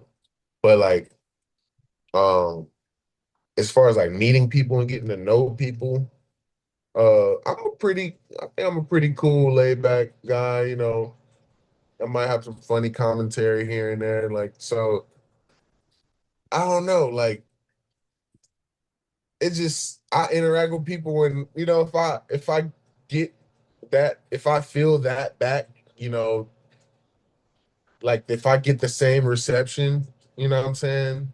Then I'm like, okay, you know what I'm saying? Okay, I'll fuck with this guy. But Yeah. like if I'm interacting with somebody, I'm always genuine. So if I'm interacting with somebody and I'm not getting a certain reception at any point, then I'm like, okay, well, they maybe don't fuck with me or are not interested or not, or like Mm-hmm. could be in secret competition. There's many things like, but I try not to overanalyze that shit. I try to just do me, be me, never dependent upon anybody or anything to do anything for me. And just kind of with those principles, what trouble could I really fall into? Like, I'm not asking nobody to do this or do that for me. And you know what I'm saying? Or like, I don't know. Have you ever had an instance? I mean, it's a little less common, I would say, in Texas, but it still happens, especially with the internet having as much access as it does. Have you ever had an instance where you're dealing with someone and they're kind of smile in your face, stab you in the back type of energy? Like where Bro, they, it's a rapper right now in Dallas. And if he see this, I think you met him not too long ago. oh, word. But it's a rapper right now in Dallas. And we from the same city. We grew up rapping together. This nigga know who I'm talking about. If he see this shit. But I'm not no messy nigga, so I'm not gonna say your name. But nigga, you know who you are. Bro, this nigga, like bro, I ain't never slammed out none of my friends. Like ops, enemies, whatever. But like my friends, like there's somebody like we have a competitive nature writing against, we used to write against each other and like who could come up with the rap the fastest and the best, we Mm-hmm. used to be like that competitive shit. Nah, this nigga took it to another level, game. This nigga was competing on me in all types of ways I didn't even know. Like it was like, damn, gang, like slime me out of an opportunity with a famous Dallas artist brought his brought his people to the motherfucking shit, and it just fuck me, nigga. I'm the nigga who's created the opportunity. Nigga. I tapped her on the shoulder or whatever. I don't even want to get into the shit, but Yeah. it's like this is a nigga who, like, damn, I grew up with this person. Like, I really have genuine love. Still to this day, I genuinely love this person. Do your thing over there, cool. But we can't be friends no more. Just the way this nigga move, bro. And it's like that was one of the friendships early on that taught me, like, damn, like somebody could just flip the switch, just flip the switch Yeah. any given day type shit. Like, and that shit really hurt me. Like, this somebody who I thought was close to me, you know, I thought we were like just musically, we brothers, like, we was like kind of like outcasts damn there. Like, we hung out a lot, we smoked together a lot, we rapped together a lot, and we both from the same city. And this motherfucker just overly competitive, overly just like he had to be the star and want the opportunity type shit. And it's just like just set me aback. Like, Yeah. okay, like all right, I see how people can move, and it's just like I won't move like that, but I see how people can move, and just nobody could ever hurt me more than he hurt me because of how close he was to me. So nobody else else, you know what I'm saying? Nobody else outside of that, because we didn't grow up together. We didn't, you know what I'm saying? Me and this nigga, we went to high school together. I think we went to a little bit of middle school together. We wasn't cool in middle school, but we for sure went all high school together. We lived in the same apartments. Like I thought we was bros. Like you know what I'm saying. I know your mom. Like you know what I'm like. Yeah, And yeah, bro, it's just like I don't know what switched in him or, but that was one of the friendships that I lost. That was like, damn, okay, all right, never again. Like not not saying like I'm not vulnerable because I'm very open and honest and like this is shit I don't really discuss with people about. You know, this yeah, is going online for whoever to see. But it's like, damn, that was a friendship that really, you know, had value to me and just like, bro, just said fuck that friendship over an opportunity. And I just would never move like that. It really was it set our characters and it set like, okay, like, so you that and I'm this because I would never do that to nobody I genuinely fuck with. I'ma just say fuck you out the opportunity that was meant for us. And I'm gonna bring my people and my shit, my band, and just cut me out of the shit. Like that shit was so flawed, bro. And like I forgive the nigga, but we can never be friends again. yeah. It's like But a like very that's good a lesson. Yeah, hmm and that person was really close to me. Like, how do you vet somebody you grew up with that you only knew this one thing, and then you see a person's true character like when like an opportunity arises type shit.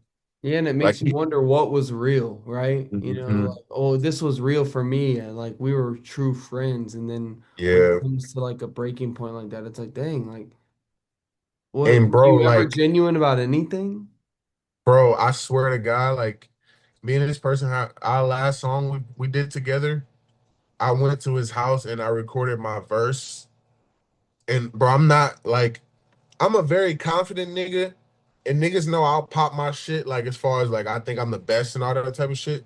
But no, bro, I can genuinely feel, and I hope he's seeing this. I felt hate off of you when I came to your house and recorded that verse because it was so fucking good, and you never in your life imagined I could make something like that out of my own mind with not taking from anybody else, not biting bars like you do with other people and biting me like you never in your fucking life imagined I could make a verse like that. And I literally felt he was not happy that this song was so fire. I wasn't, happy. And I was like, I look at bro, I caught like bro, like just like he was just he thought he was gonna have the best verse and it just did not go that way. And I took over the entire song and tried to drop the song a whole nother version and I had to put my foot down and make sure that that version was dropped. Like it was just like I was like, damn, this nigga really don't like me or like he really hate me or jealous of me. And this is supposed to be like my friend and like I know we were competitive, but damn, nigga, I never hated you. I never not wanted you to shine or never tried to take the spotlight when you got your shine. Like I just never been that type of nigga, bro. And that was a friendship that really hurt me like it really rubbed me the wrong way like and it was like somebody dear to me Yeah, so yeah so I don't think no this industry none of these niggas can't hurt me like that bro. We yeah, ain't grow up together, we ain't got it out the mud together, we ain't learn this shit and learn ourselves together and know each other's deepest secrets and all this shit. We ain't did that, so nothing in this industry like could hurt me. Like I feel like I'm totally resilient to this shit, bro. I don't think anything in the industry or musically is gonna hurt me ever again. And Lord forbid, like something does, and but the shit that I feel like I've been through over these last 11 years, bro, since 2015, 2014, whatever. I'm gonna say 12 years because I started going up in 2014. 2015 is when shit took off, but I've been doing this shit 12 years straight, gang. Every year, songs coming out, albums coming out, a project. Every year for 12 years. hmm, Every year I dropped a project or something. Like, and yeah, bro, like I'm so deep in this shit now where I just don't even, nothing could make or break me at this point. Like, I think it just my happiness in music would just be purely upon how far I could take this shit, bro. Yeah. You know, nothing else. Like I don't give a fuck.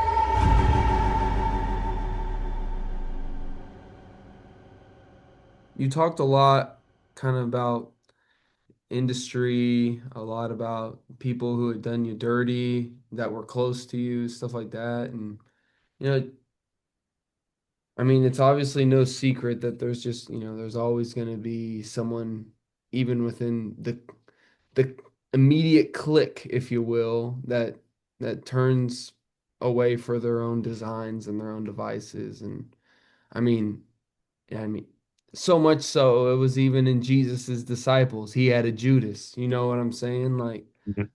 there's always someone who's going to depart from the rest of the group in order to have their own will be done, right? Yeah. So, like, obviously, you talked about how it feels no one can do you that dirty. No one can make you hurt the way that that made you hurt. Do you feel like when I don't know how big into Christianity. Obviously, it's kind of new for me. You are, but you said a few things that makes me think it's at least been in your mind at times.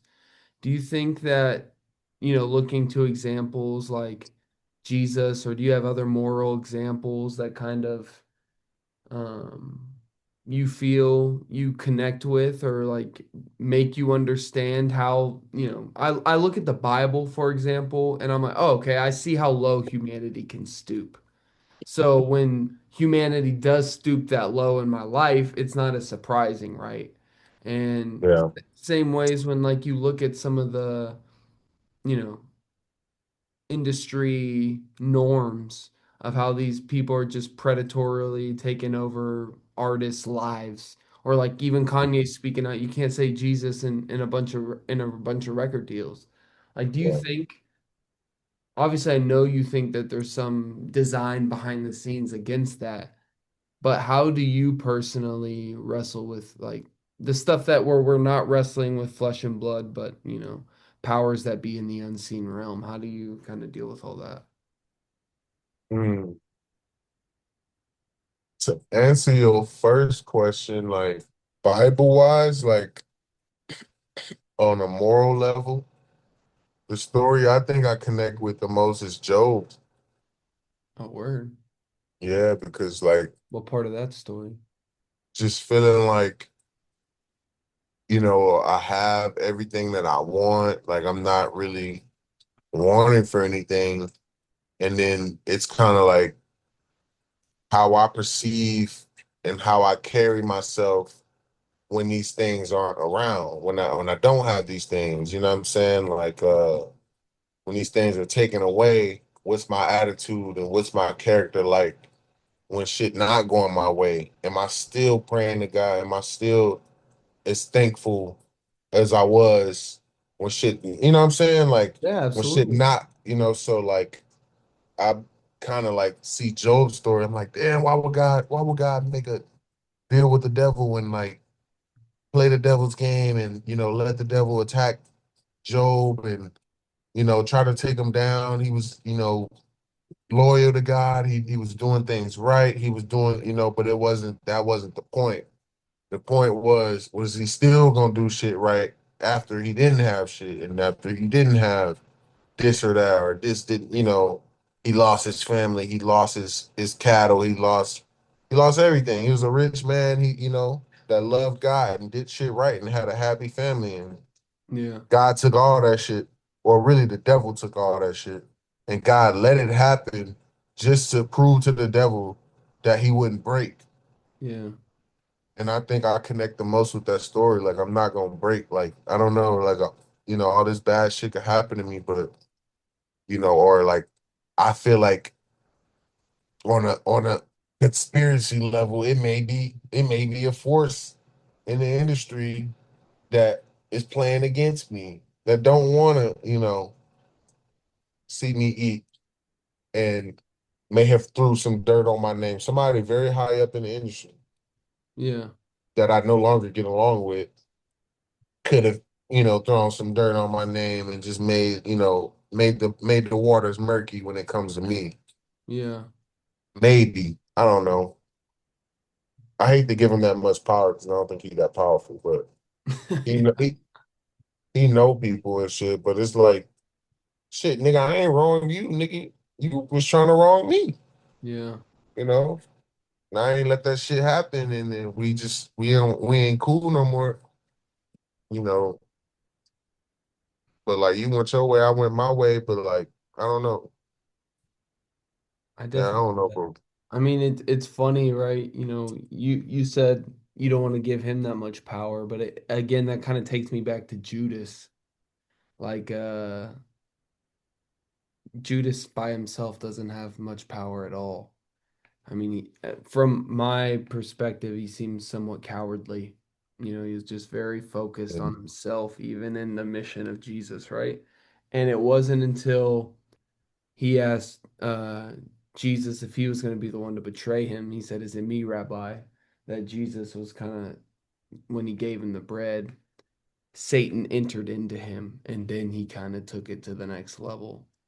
Uh, I think that when I think about stuff like that, maybe these people aren't very powerful in and of themselves, but these Yeah, entities, the Ephesians calls devil the prince of the air. Um, they're just kind of they're moving in ways that are mysterious to humans as spiritual beings, right? But obviously these forces are very real.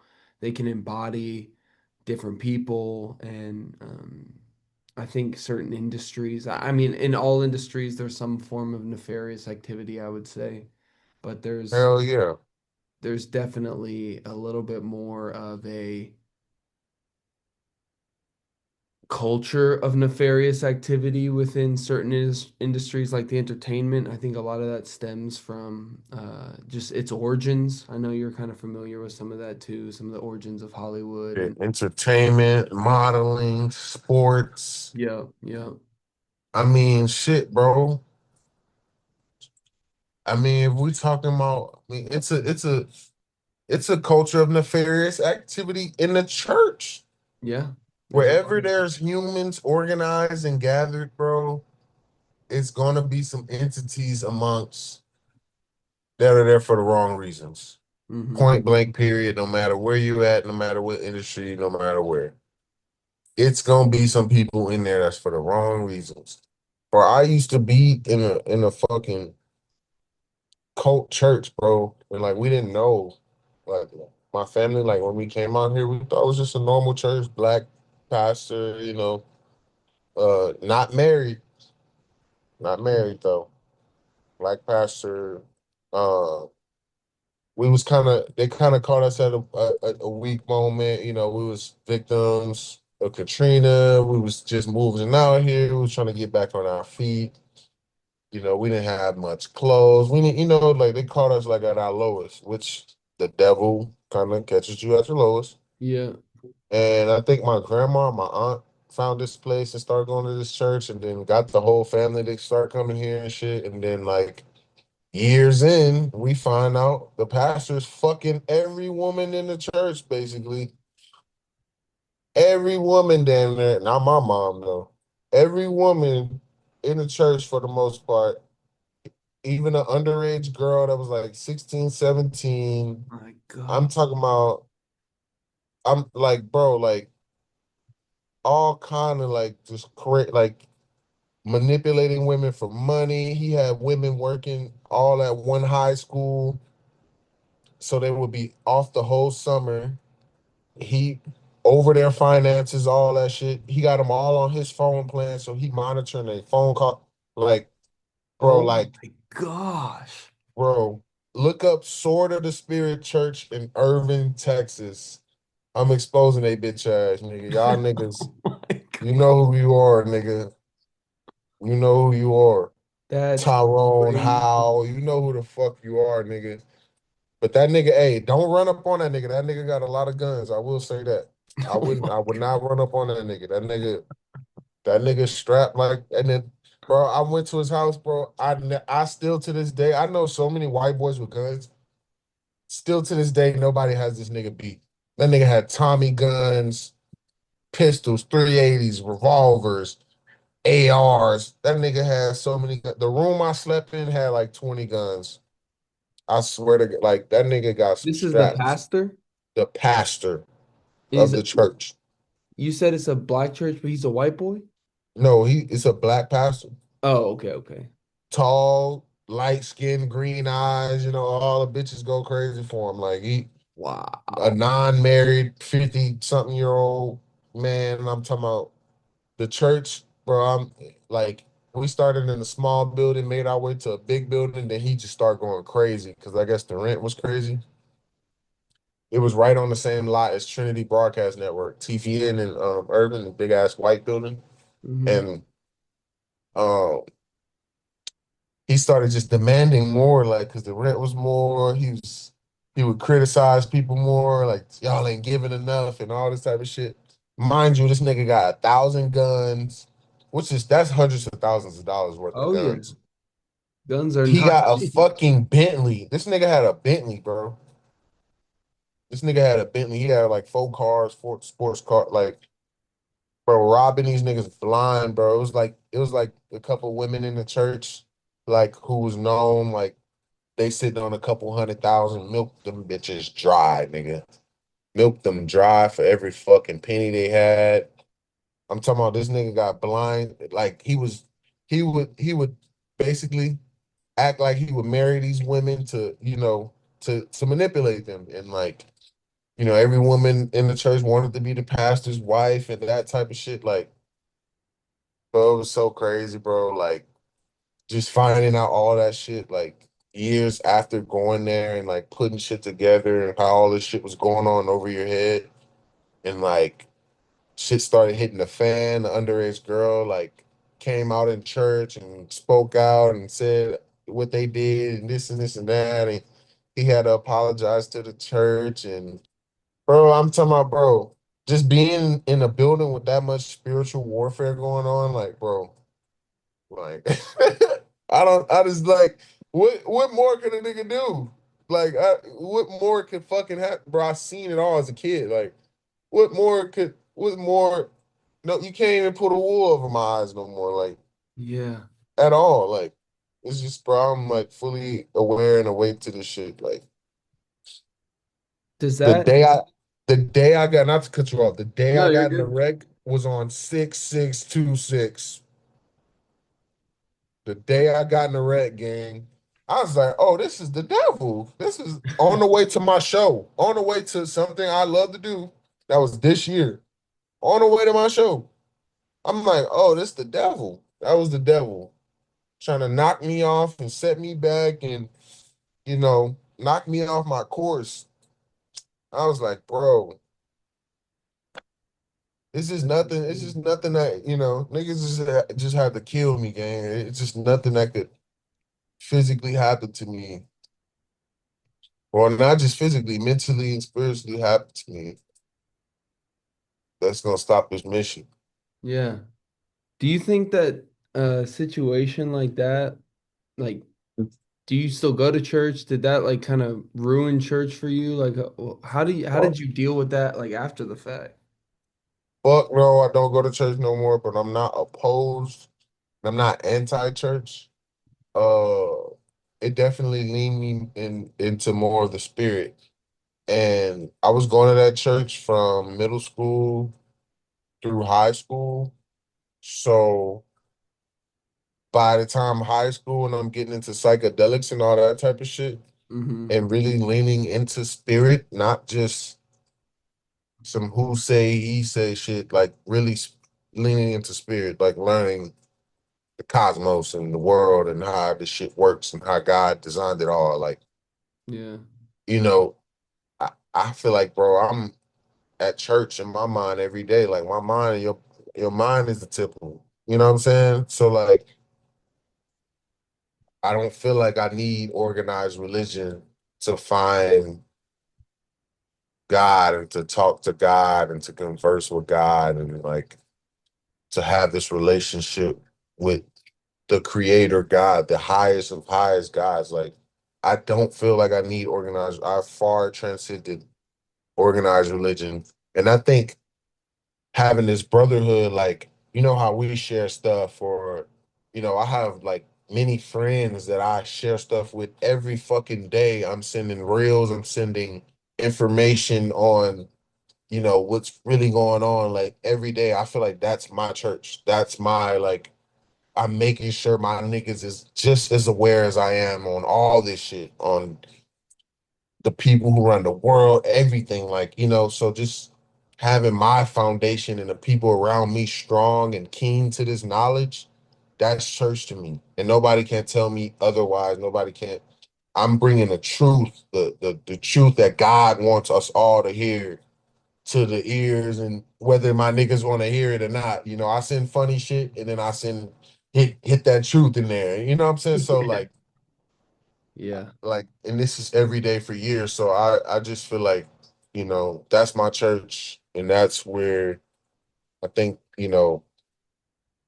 just being a messenger. I had like a really anointed lady tell me when I was a kid that I was a prophet and a messenger, and here I am like a rapper and like a nigga that obsessively tells the truth to all my niggas, like obsessively make sure my niggas is knowing what's, aware in the world. So I feel like that shit fulfilled. Like I really feel like, okay, it wasn't the conventional, I'm in a suit preaching in front of an audience, but like I'm the nigga in the underground for real that's really making sure the niggas on the ground level know what the fuck going on. You know what I'm Mhm. saying? Like Yeah. maybe that's my role. Maybe that's why I'm not supposed to get too high up.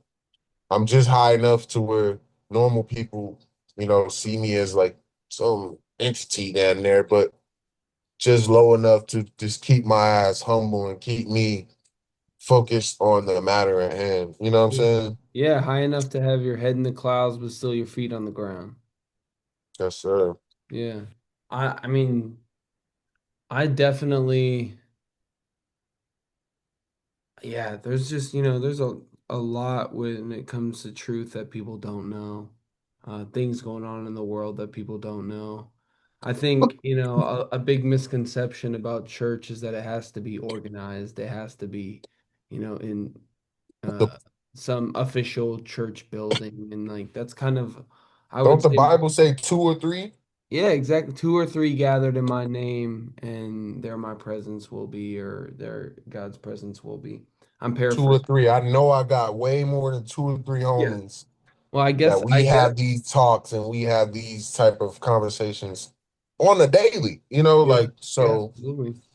to me, my spirit, I feel like, nigga, I've learned way more about the Bible outside of church than in that motherfucker. Mm-hmm. On God, like on everything I love, bro. Like I know for a fact I met him. Gang, I met him. I know for a fact it is a divine creator of this universe. I met him in spirit. I promise you. No delusional shit, no kind of, he filled the room, bro. I felt presence, bro. Like it ain't it ain't been just no one time, but like it's one time, bro. I'll give you the story for it. Yeah.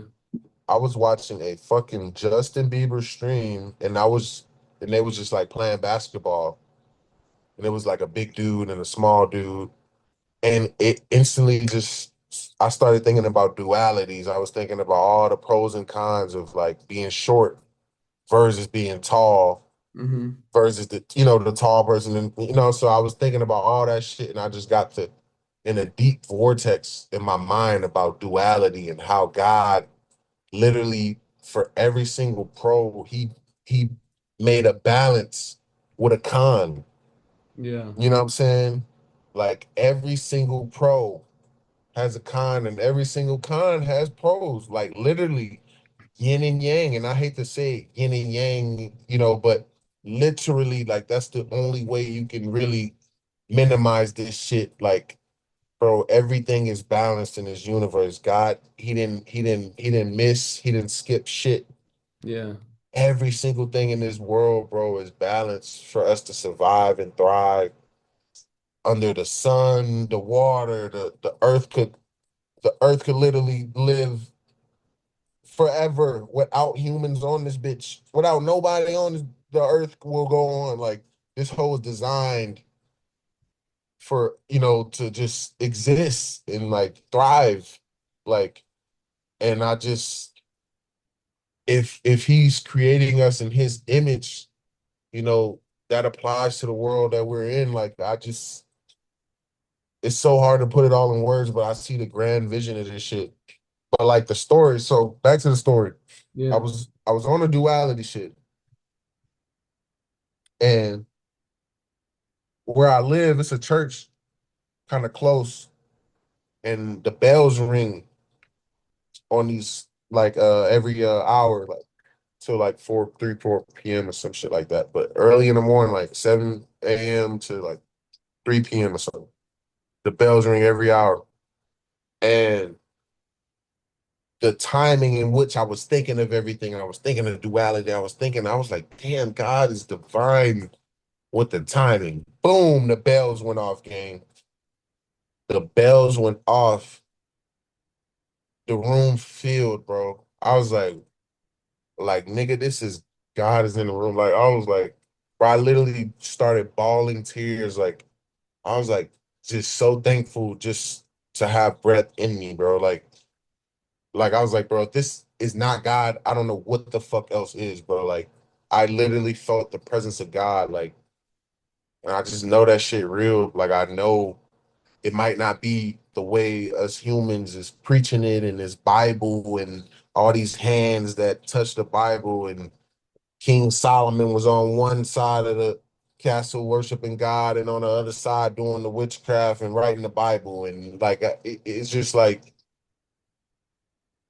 I don't believe none of this shit the way humans tell it. It's just like a rumor in school. Once it hit 5 people, shit has got added on to this rumor, or something is lost, or something is so it's like thousands of years we kept the exact word. Nobody didn't go change shit and manipulate nothing to their benefit or to, a specific race of people didn't go and make themselves chosen or like you can't tell me that the Bible ain't re-rocked. The current version of that motherfucker ain't re-rocked and that the successors didn't go and alter all the things they wanted to alter. You can't tell me that they did. Because look at the shit that they're saying that how they're the chosen and all this shit. So it's like, bro, I just believe in the spirit, the Father, the Son, and the what? The Holy Spirit, gang. Like Hmm. telling you, like, I felt that room fill up, bro. And of all the things I could be thinking about at the timing, I could be thinking about soon as I started thinking about divine timing, the bells run, nigga. I was like, bro, you got it, God. You got it, bro. Like, Yeah. like I'm just gonna keep doing my thing and I'm gonna let you open that door that's supposed to be open for me. Maybe all these other doors wasn't shit behind them. The label that was supposed to sign me in the Smokers Club, I can talk about them nigga now. This shit 10 years ago. I mean, them niggas out of business. When the last Smokers Club show you seen? Yeah, I don't think I've seen one.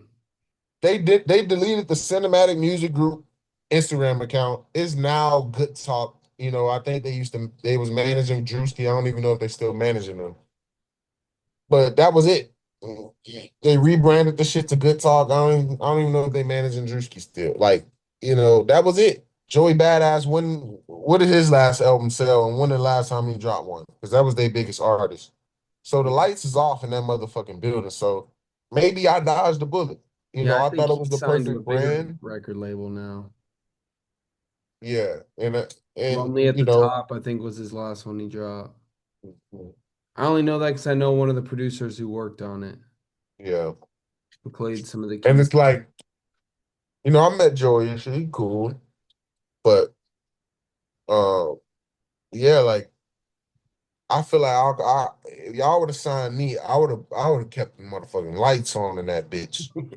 I mean, this time last year was supposed to be my debut album with that label. Yeah. That's why I paid a little homage and put them on a little sign on the cover and shit. Even though they didn't have nothing to do with the fucking art, they didn't pay for shit, fun shit. But I shouted them out on that sign just because I thought, I was about to get signed. Yeah. And that shit just didn't happen. Yeah. But, you I'm know, interested. Oh, the go king of ahead. the weed with a weed brand label, like them niggas is dumb, bro. I just don't get it. Yeah. I don't know. I I think the spiritual aspect is what drove me to looking into all that type of stuff more. Obviously, I shared a little bit that I had some psychedelic experiences and whatnot, and a lot of things in life that were kind of like you said, divine timing, where it's kind of like this makes no other sense other than God being at work, right? Which kind of drove me into like looking into some stuff. I had a roommate who was Mormon. His family was trying to get me to go that route. Yeah, yeah. Yeah. So I started looking into some of that and I was like, well, that ain't it. Like just Yeah. an hour's worth of independent research will derail you from that. That shit like Scientology down there. Yeah, if not worse, to be honest. Like, bro, They I yin and know yang I with no know a balance. couple Mormons, and Yeah. I've been to Utah a few times. I've Yeah. seen them like Yeah, it's a different world. It's a different world.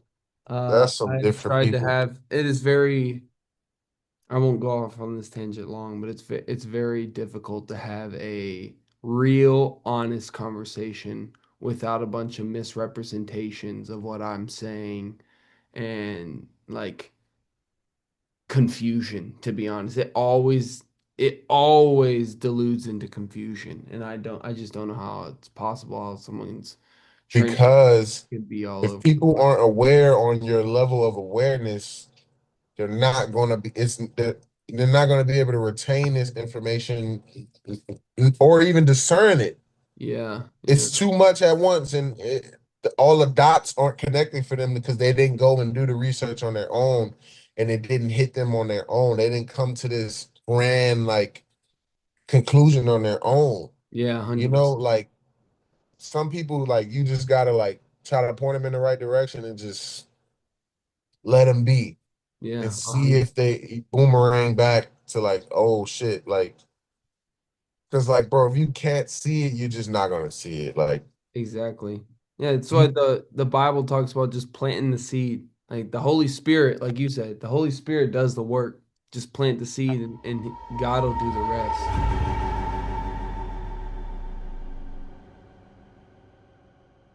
I that's the kind of stuff that kind of forced me to look into it more. And so I kind Yeah. of, I was always of the understanding that it's like especially something like the Bible, like kind of like you said earlier, there's no way it could possibly not be corrupted. Like I consider myself a good person and I know the type of stuff I would do like for my own ego, for my own advantage, for my own.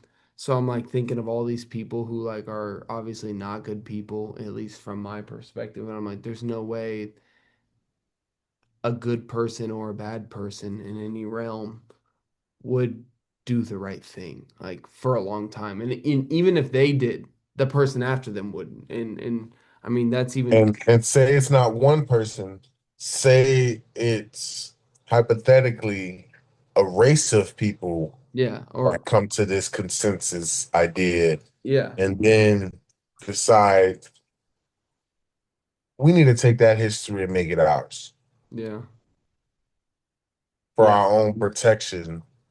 Because if you look at the history of us and where we've been all over the world and we've never really had a home, and then they're like, we need that history. We have this is the one. This is the you know what I'm saying? And it's like it doesn't become it becomes like one evil that's spread amongst a whole group of people. Now they all believe this idea. They've created an idea now. It's you know what I'm saying? It's bigger than just one person now. Now it's about a race of things and like Yeah, even like Hitler, the Aryan race, like that yeah, shit is extreme too. You know what I'm saying? Like it yeah, was extremes on both sides, but that shit is extreme as fuck too. Like you just want a whole white race. Just yeah. I'm gonna selectively breed.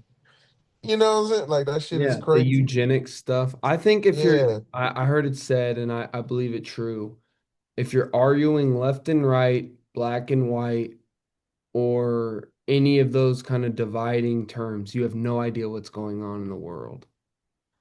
Uh, that's facts. I just don't think it's a race issue. I don't even believe in other races, maybe other skin colors and other cultures, but there's Yeah, I believe in one human race. right. I don't think that even the Bible discerns within like Jew and Gentile, but even then you come to Galatians 3:28, it's talking there's no Jew, there's no male, there's no female, there's no Gentile, there's no I'm paraphrasing again because I don't know the verse honestly off the top of my head, but it's Yeah, basically saying you're all one in Christ. There's no more right, dividing lines because Jesus destroyed the or fulfilled the dividing lines, to be right. honest. So you look back with some of that stuff, and again, I was kind of of the same camp of like, there's no way it's true, there's no way it's been upheld. But then I was looking into some of like the manuscript evidence. I actually got the opportunity to just go to the Museum of the Bible this week, so I got to check out some of that stuff and just like how it's been preserved and has it changed over the years Where and was that? it's in Washington, D.C. I didn't even know it Oh, existed. I didn't even know it was a thing. I was telling, so the guy who usually co-hosts on here with me, he goes, we go to the same church. We became friends through there. Um, but he was like, "Oh, are you gonna go to the Bible Museum?" Because I was going to DC, and I was like, "That's a thing? I had no idea. Like, I never even heard of that." So I was so like, how do you feel about DC and the city layout and "Oh, like all you this, know the Pentagon, the inverted star, and all that stuff." yeah, That stuff, man, I can't stand that all that stuff's present, but it's kind of like what you said. Like I got an appreciation for like the United States in a way for like one, my sister's a Marine, so like I got a lot of respect for like what she does. Some of it scares me if I'm being honest, like with some of the stuff that I know that we're fighting for. Like there's no yeah, way around it. Like I don't agree with a lot of that, but like that's her choice she decided to make and I respect that. I want the best for her and I pray for protection over her life every day. yeah, Um, but then some of the origins of our country with kind of like especially in the first 13 colonies how they all required a declaration of faith, all were a declaration in the Christian faith until I think it was just one state. And I can't remember if it was South Carolina or like Massachusetts or something, but one of the states only required a declaration of faith. It didn't specify a declaration of faith in what. mm, Like for example, like Pennsylvania, you couldn't be sworn into office without declaring that Jesus was the Father, Son, and the Holy Spirit, like three in right. one. 1 John 5:7. But see, I think the original founding fathers, bro, was them niggas. Like they Like the may have been Freemasons. Masonic, yeah, but I feel like they had the original principle of what that shit should have meant. Like, and I think over time our country took the knowledge and just started doing evil shit. They had all the power and just started doing evil shit with it. Because why would a slave master, you know what I'm saying? Like if the founding fathers is bad, why would they have included in the Constitution that you have a right to overthrow tyranny, you know what I'm saying, and all that And a type of lot shit. of them were outspoken about that they didn't agree with slavery. And some of them, Yeah, like, even the ones that did have slaves by the end of their lives didn't. Or things like from my understanding, there were a few not in favor of that, and then there were a few like yeah, again, it's also kind of we can't insert our morals and culture of today into like then like up until like that point in history, every single civilization in the world had slaves at that point. So Even in Africa. exact You know what I'm every saying? single Yeah, one. There was not a single organized group of yeah. people that didn't have them in some form or fashion. So I I think don't American whites get so offended by it because you bringing up American history and yeah. that shit actually happened for hundreds of years and it was the norm and we seen how they acted when the laws were in favor of such, Mhm.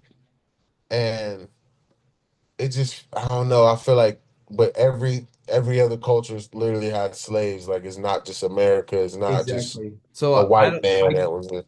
yeah, I'm not sold. I don't understand one how it's just America's evil. I think every Yeah, civilization should be considered evil if you have equal like scales and balances, right. right? You should be applying the same thing. Same thing with the white man. Like I think white slaves were some of the most valuable ones you could have if you had white slaves from my view into history, especially like within Middle Eastern countries. Uh, Yeah. I forget the guy's name. Abraham. I can't remember his name. I'll have to text it to you, but it's this guy. He studies Arabic and he's in Islamic studies. He had access to the Library of Congress and a lot of these like untranslated letters from uh, God, what is Osama bin Laden and some of the stuff that, CNN would read that he was saying to Americans, but then this guy translated in Arabic what he was sending back to the people in the Middle East and how he was, kill the infidels or even if like all that type of stuff. And there's so in his studies, he talks a lot about how those countries, especially if you had white slaves, other Middle Eastern men were paying top dollar for those white slaves because they wanted to be able to basically brag like that's the Bentley of that day. You know what I'm saying? Yeah. Like look at my indentured servants or whatever. So like Hmm. I don't think it's a race thing. I don't think and if anything, I would consider it most likely a class thing. Uh, the poorer people were more likely to be slaves. But anyway, I'm kind of getting off the main thing I just think uh especially based on research I've done into like the Bible and stuff like that. Like there's so much within the history that has been preserved that I didn't realize had been preserved until I looked into it. And then when I like really started to dive deep, I mean, because I dive deep. We send a bunch of stuff. There's some of the things I was just like, oh damn, like it's really not. It's real. Like for example, like the New Testament has over 5,000 original fragments or full manuscripts uh, Hmm. of and like some from dating like the Dead Sea Scrolls that were found in the 1940s were the oldest are known to have, and the only difference from like the Isaiah scroll of then to the translation of Isaiah we have now were like sentence structure. So like whether it said they went down here or here they went down type differences and then punctuational differences. Everything else was like almost exactly the same to the point where it's like things like that where it's like, huh, that's crazy. And then you kind of start diving into some of the stuff that Jesus said. And he's like, my word, like the ways of this world will pass away, but my word shall by no means pass away. Things like that, where I was kind of like, oh, dang. Kind of like you're saying, like there's no denial. Sometimes you have experiences, you're like, this is God. Hmm. Like the spirit is there. Like God's spirit is so real. And I don't know. I hesitate to use this word, but I know no other word that accurately describes it. It's like it's a magic in a way. Like God has a different type of magic to reality. Um, When they say he works in mysterious ways, I was like, oh, like he'll come through any medium that he exactly. has to. Any medium. He Like can he work is through anything. omnipresent. He is everything. Like, you know, And if he's all of us experiencing, what I'm saying, this 3D dimensional realm, it like kind of makes sense why he would have to send a form of himself in this three-dimensional realm Yeah. to literally verbatim, bar for bar, feel what we're feeling so he can understand it, you know what I'm saying, And then face on a greater everything we level. have to face in life and then still defeat On it. that. Yeah. Yeah. You know what I'm Literally, saying? the So it's one thing like, no human can defeat is death, and he defeated it type thing. mhm, So when I think about that, I'm like, okay, I don't believe in man like whatsoever. I just don't believe in the will of man like type thing. I definitely don't believe in myself. Like anytime I've relied on myself to get something done in one way or another, I either don't get there or I get there and it's not at all what I thought it was gonna be. Like it's just, the void is bigger, like we were talking about earlier. And so then I was like, okay, well, like maybe God is the one thing. So when I started looking into it, it became completely undeniable to me where I was like, oh crap, like this is the real deal. And like it's kind of larger than life. Like I want more of this. Like I want to understand it more. And so yeah, with that stuff, I was like, oh man, like so much again, like you were saying earlier, when someone's not on the same level of maybe the word enlightenment's not the right word, but like you're not living the same reality as some people are living. Like yeah. I just say awareness. awareness. Yeah, yeah, that's a way better word. Like when someone's not in that same awareness, it really is hard to discuss things of Yeah, real substance. And that's something I struggled with, like, especially like getting into church and stuff like that. As well, again, that's some of that's like on my own doing because I just, in the same way, I didn't want to be judged. I'm judging other people, type like, oh, they're a weird Christian person. Like they'll never understand like what I've been through. Like they've probably never even heard of DMT, like type thing. You know what I'm saying? Like stuff like that, where I'm like kind of making assumptions about a person. But then when I get to talking to them, I think that there's a level of awareness that being a believer in God really brings out in someone. Where it's like they don't necessarily have to live it because the one who lived everything lives in them, type thing. You know what I'm saying? Like, I think that there's so much. I used to think it's so vanilla and so like fake, but then when I really dive into it, it's kind of like reality, or yeah, it's so much deeper than you really ever think it is.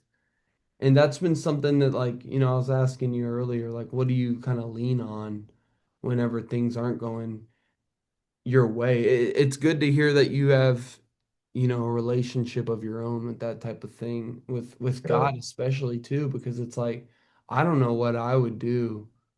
Because music used to be the thing I would fall back on. If anything, I think music used to be my religion. And then it just got yeah, to the point where it's like, bro, like nobody cares about this music, to be honest. Maybe like four people who are like in my corner for everything I drop. But yeah, then it's like, other than that, like what am I really relying on?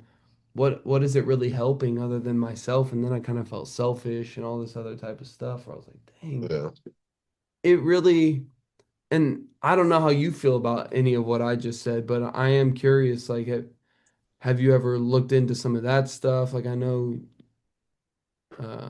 I know you've kind of dabbled it, at least in and around it, but uh, what, Looked into what specifically? like the preservation of scripture and stuff like that. Have you ever looked into any of that?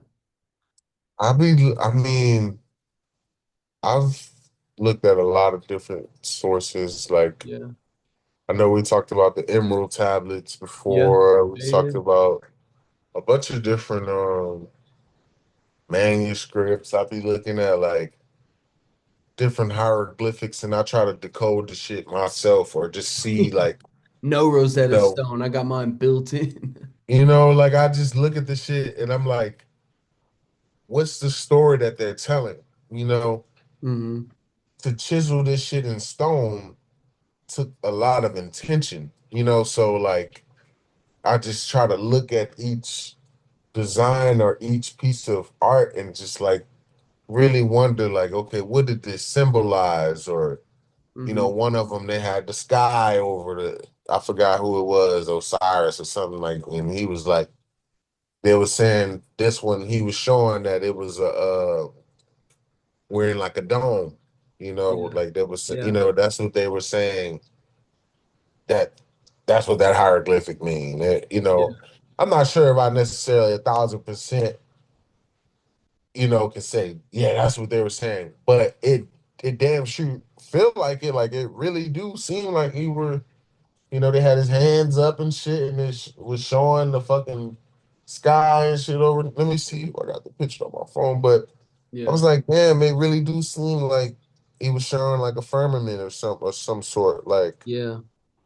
And you uh, already know I've been down that rabbit hole time and time. yeah, I can't escape that one, to be honest. That's one of those things where I'm like, I don't know what the truth is there. I don't think I'll ever know. Like, I believe in bro, some form of space, obviously, but I really do believe that it's like the heavens veiled. yeah. I think angels, I think stars are angels. I don't really know. I don't. We could get into the whole origins of NASA thing. That's just Satan all over it. But That like shit Jack literally means Parsons and deceive. exactly Nasha. I think I have that written down right here. I have the literal Strongs. Yeah. So like some of those things, and you know what's crazy too is so many other religions. Hold on, hold that up and talk to make sure that it changes to you. You said and talk like, Yeah, yeah, just talk so it changes to what you're. oh, oh, I see what you mean, like the camera zoom. Yeah, because the Yeah, I camera just will, when you record on Zoom, it automatically goes to whoever's talking. that's fine. I low key kind of noticed that, but I didn't like fully notice that's what it was doing.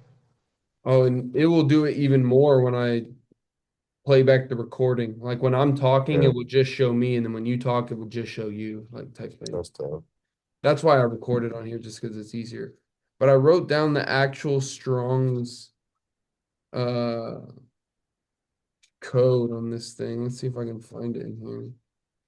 But yeah, there's so many different cultures. Like you look at Sumerian culture, you look at Aztec, yeah, Aztec culture, Mayan, Mayan, they're all pointing to the same type of entities of Egyptian, mhm, and of these people different never met, mind you, and they lived thousands and thousands of years apart. mhm. For starters, let's just start there. Yeah, I They think never all met. that stuff is demons, Oh, fallen I angels. think the bulk of it is definitely fallen angels, and uh for the most part, but I think it had to be one of these cultures wasn't tapped in, like the Sumerian, like nobody was just strictly tapped into source. Like it wasn't no. Yeah. I I feel feel like maybe the Egyptians were, and then they just got into all the other shit. All the other. I don't know. I'm just, I don't know. yeah, so I found it. I wrote it all down. The NASA logo has a serpent tongue in the logo, kind of referencing Revelation 2:12. The word NASA is derived from the word Nasha, which you can kind of tell. I don't know how to write in Hebrew, but you can kind of see it right there. That looked the thing in the middle looked very interesting. Yeah. So you, yeah, for real. So that's Strong's word H5 H5377. So the Strong's definition of nasha, which is where again it's a primitive root, it's to lead astray or mentally to delude or morally to seduce or beguile. It's used in the Old Testament more times than I wrote down, but at least Genesis 3:13, 2 Kings 18:29, 2 Kings 19:10. Psalms 55:15, Isaiah 19:13, Isaiah 36:14, Isaiah 37:10, Jeremiah 4:10, Jeremiah 29:8, Jeremiah 49:16. Obadiah 1:3, Obadiah 1, and the list goes on. Like it's used in a bunch of times in that way. And the Greek equivalent of that word is planao, which in Greek, that's the Strong's word. It's right here. You can see it kind of looks like that right here. So the Strong's code is G4106, planao. And the Strong's definition is to cause to roam from safety, truth, or virtue, to go astray, deceive, err, seduce, wander, or be out of the way. And guess how that word is? It's planao. Guess what word we get from that? Planet.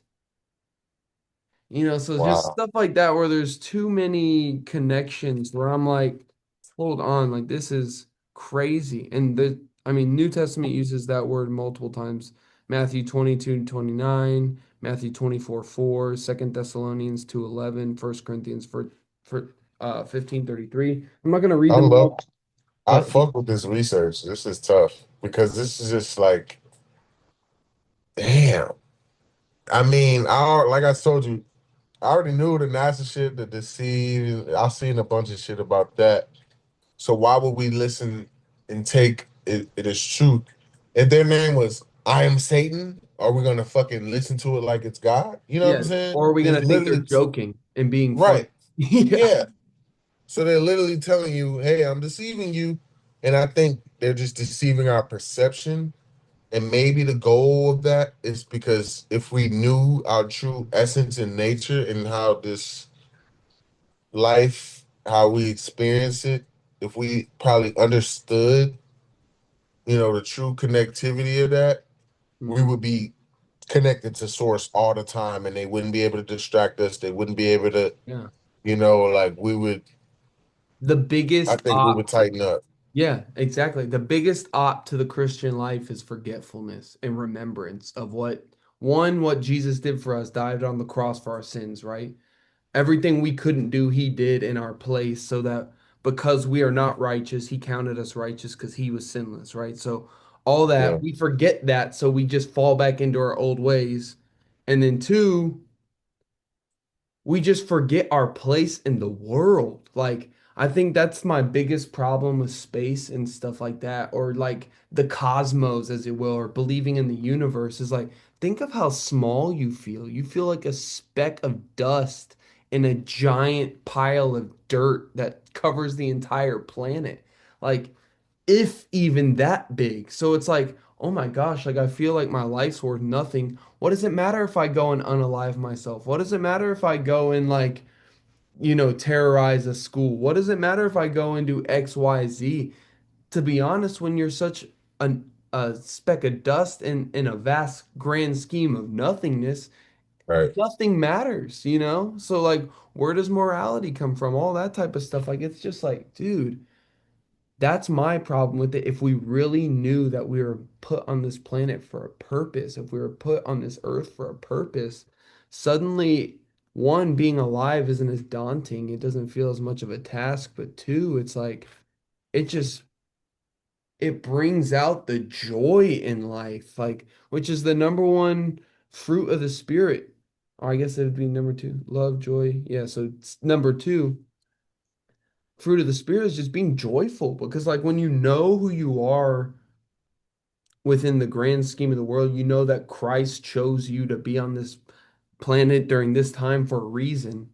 Yeah. Like it just, it brings a new sense of purpose. Like you said, like it kind of is like you find your lane and you don't feel like you have to try to be in your lane because he put you there. Like no matter what you do, kind of like Bro, you that's said, exactly what the fuck I feel, gang. yeah, for real. I'm like, bro, I'm Pat Ron. Like, I don't have to even pop this shit no more. Like, nigga, I'm me. Like, bro, I'm like, nigga, I'm world renowned. Like, as small as I feel in my head, I know I'm that nigga. I know I have the potential, the talent. I've been proving this shit over 10. And it's like, I just gotta just be me and I just gotta, I don't even want this shit no more. Like, if it happens, it happens. If it don't, whatever. Like I'm Yeah. still doing me. Like, just And that's the part that's beautiful. Take all that away, and you're still Yeah, here for a purpose and a better yeah, purpose than you ever try to orchestrate. And that's where I've suddenly felt better about, like, oh, okay, music could never take off, and I'm going to be just fine.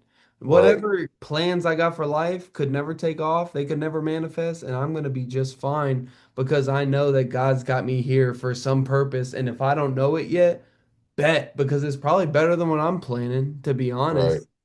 Like, And that's, I feel like no matter what, bro, no matter what, even I don't know how you feel personally about, just dropping a year straight and just actively, trying and playing the game the way it's supposed to be played and then not working out for you.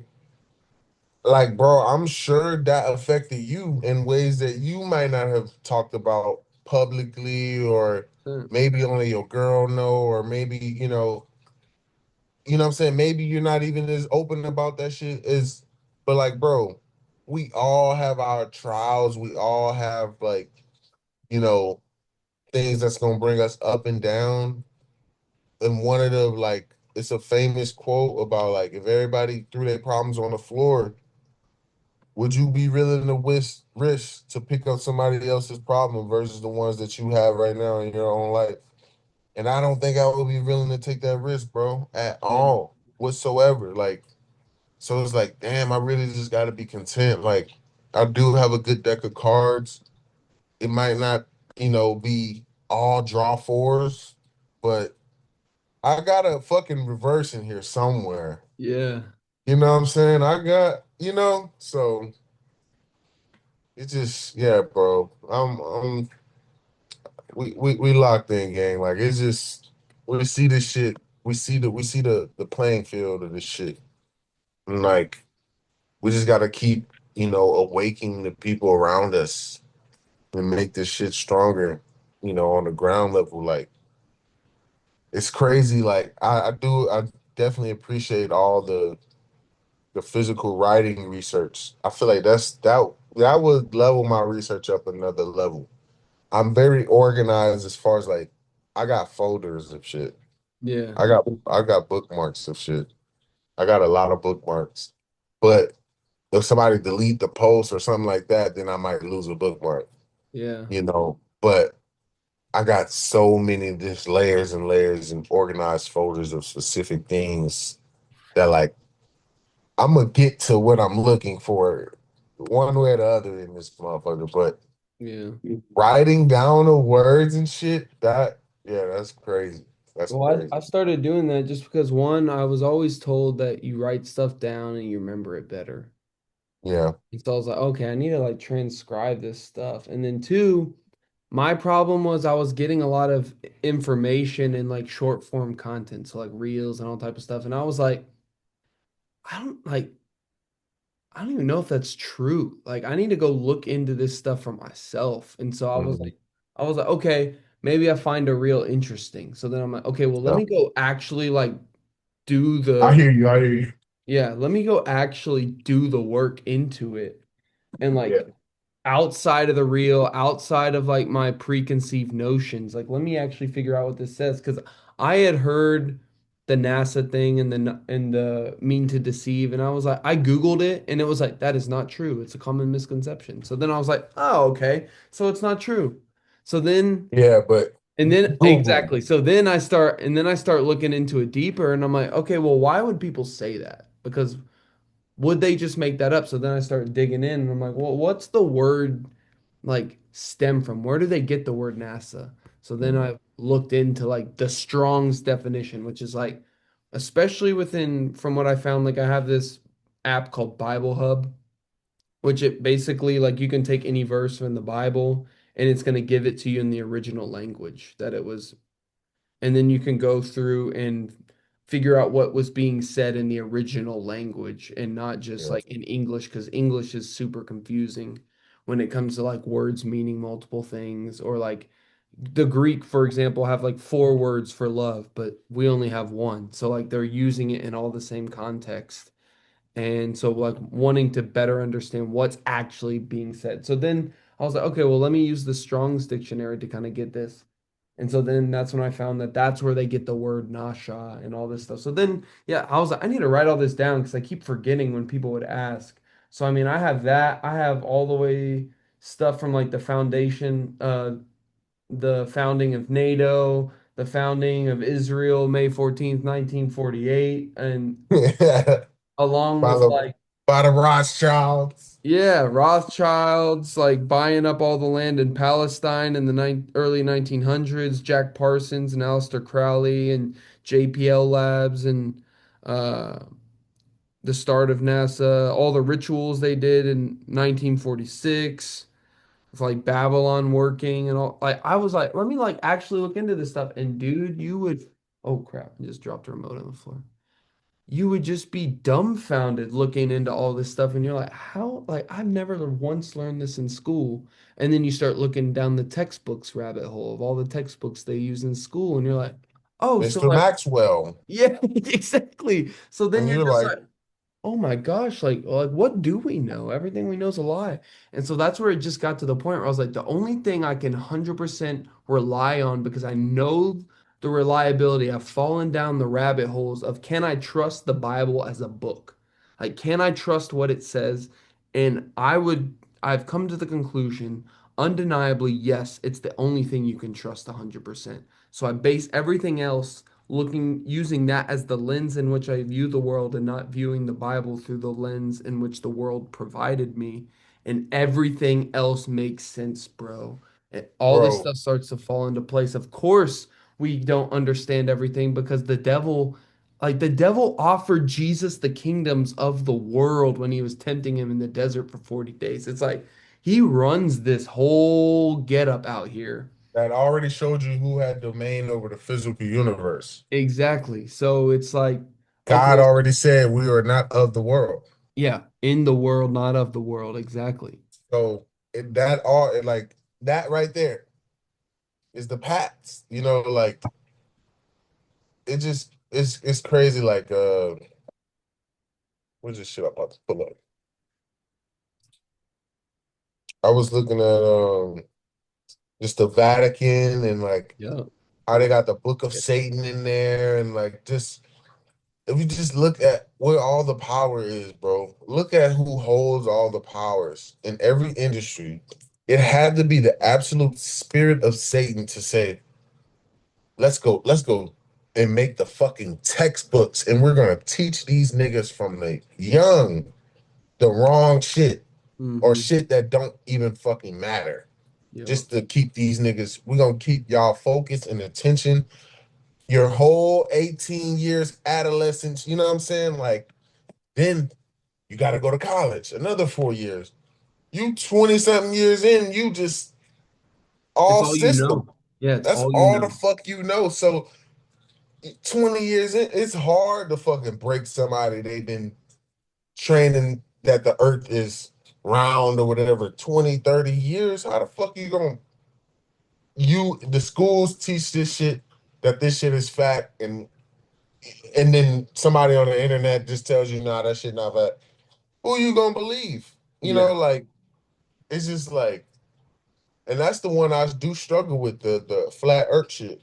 Yeah, I don't know how I feel. I could go either way. I think if anything, I do 100% stand to the I'm leaning with the firmament though. yeah, I do believe in a firmament. I just don't know if it's like if we're in a globed firmament and just like the thing I struggle with is like planets. I don't know if I believe in other planets in the way that we've been taught it. I really Bro, do I think was that these celestial beings are like angels. Like even with some like manipulating our reality, yeah, like or I just like the star in the manipulating jar. the way we perceive Yeah, exactly. reality. We perceive it differently because it's a physical manifestation of what's going on spiritually. That's kind of like the way I think, like, that's why I said earlier, I think it's veiled.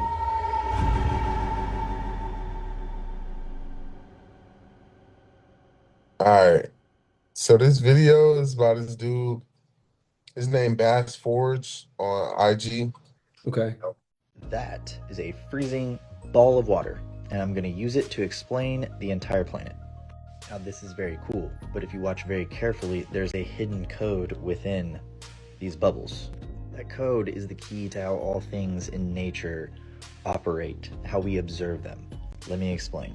If we look at a freezing pond or a snowflake, they freeze the same way. At their core, they are scale invariant. It doesn't matter what size they are. If we put a bubble on a speaker, we can use that to explain how these clouds form on this mountain. If I change the frequency of that bubble, I can use it to explain these clouds. But this is only a small piece of the puzzle. I can also explain how the winds work on Earth, because Earth is a giant bubble that spins. When it spins, it creates these air currents. We can also see these in the ocean. All of this works whether it's a bubble or the ocean. It's scale invariant. So let's look at why. The interaction of these bubbles creates a pattern.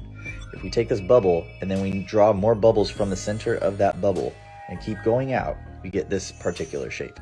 From this shape, we can create all shapes, but let's look at a hexagon. A hexagon we see in bubbles when they get smushed together. But we also see this in molecules. Molecules form stuff that life can use to build more stuff. In the mineral kingdom, this is how lava pools and crystals form. They use this because it's very structurally sound. If crystals on an ice ball can teach you all of that, then maybe education should be a little more interesting. So I think about stuff like that because, you know, I mean, that's just mind. It shows you the order in which God created the earth. And it's just like, it's crazy to think about all the little intricacies of reality, or even like if you're talking laws of logic, laws of thermodynamics, laws of physics, right? Like Right. these are It's all fundamental. It's yeah, they're all fundamental. created orders if any, or math even. Like they're discovered, right? They're not necessarily Right. invented. They're just you kind of get a glimpse into the order that which God created it. So you look at that and with stuff like you just showed, the problem I have in the critical misstep I think a lot of civilizations in human history have taken is they start worshiping that order. They start worshiping that creation. They start The worshiping that sun thing. or Yeah, the exactly. tree Like or the the Helios or whatever it is. Like instead of worshiping the thing that created that, instead of worshiping the God, they I mean, this is Romans in a nutshell. idolatry. Do what? Idolatry.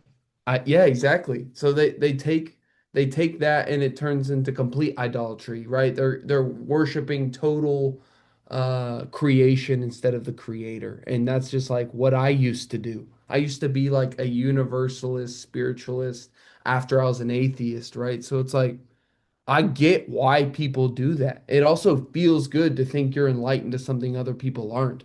And that's why I kind of looked down on Christianity, especially because I was like, it doesn't account for all that. But then the more I've researched it, I was like, holy crap, it actually accounts. It's the only thing that accounts for all of it and more.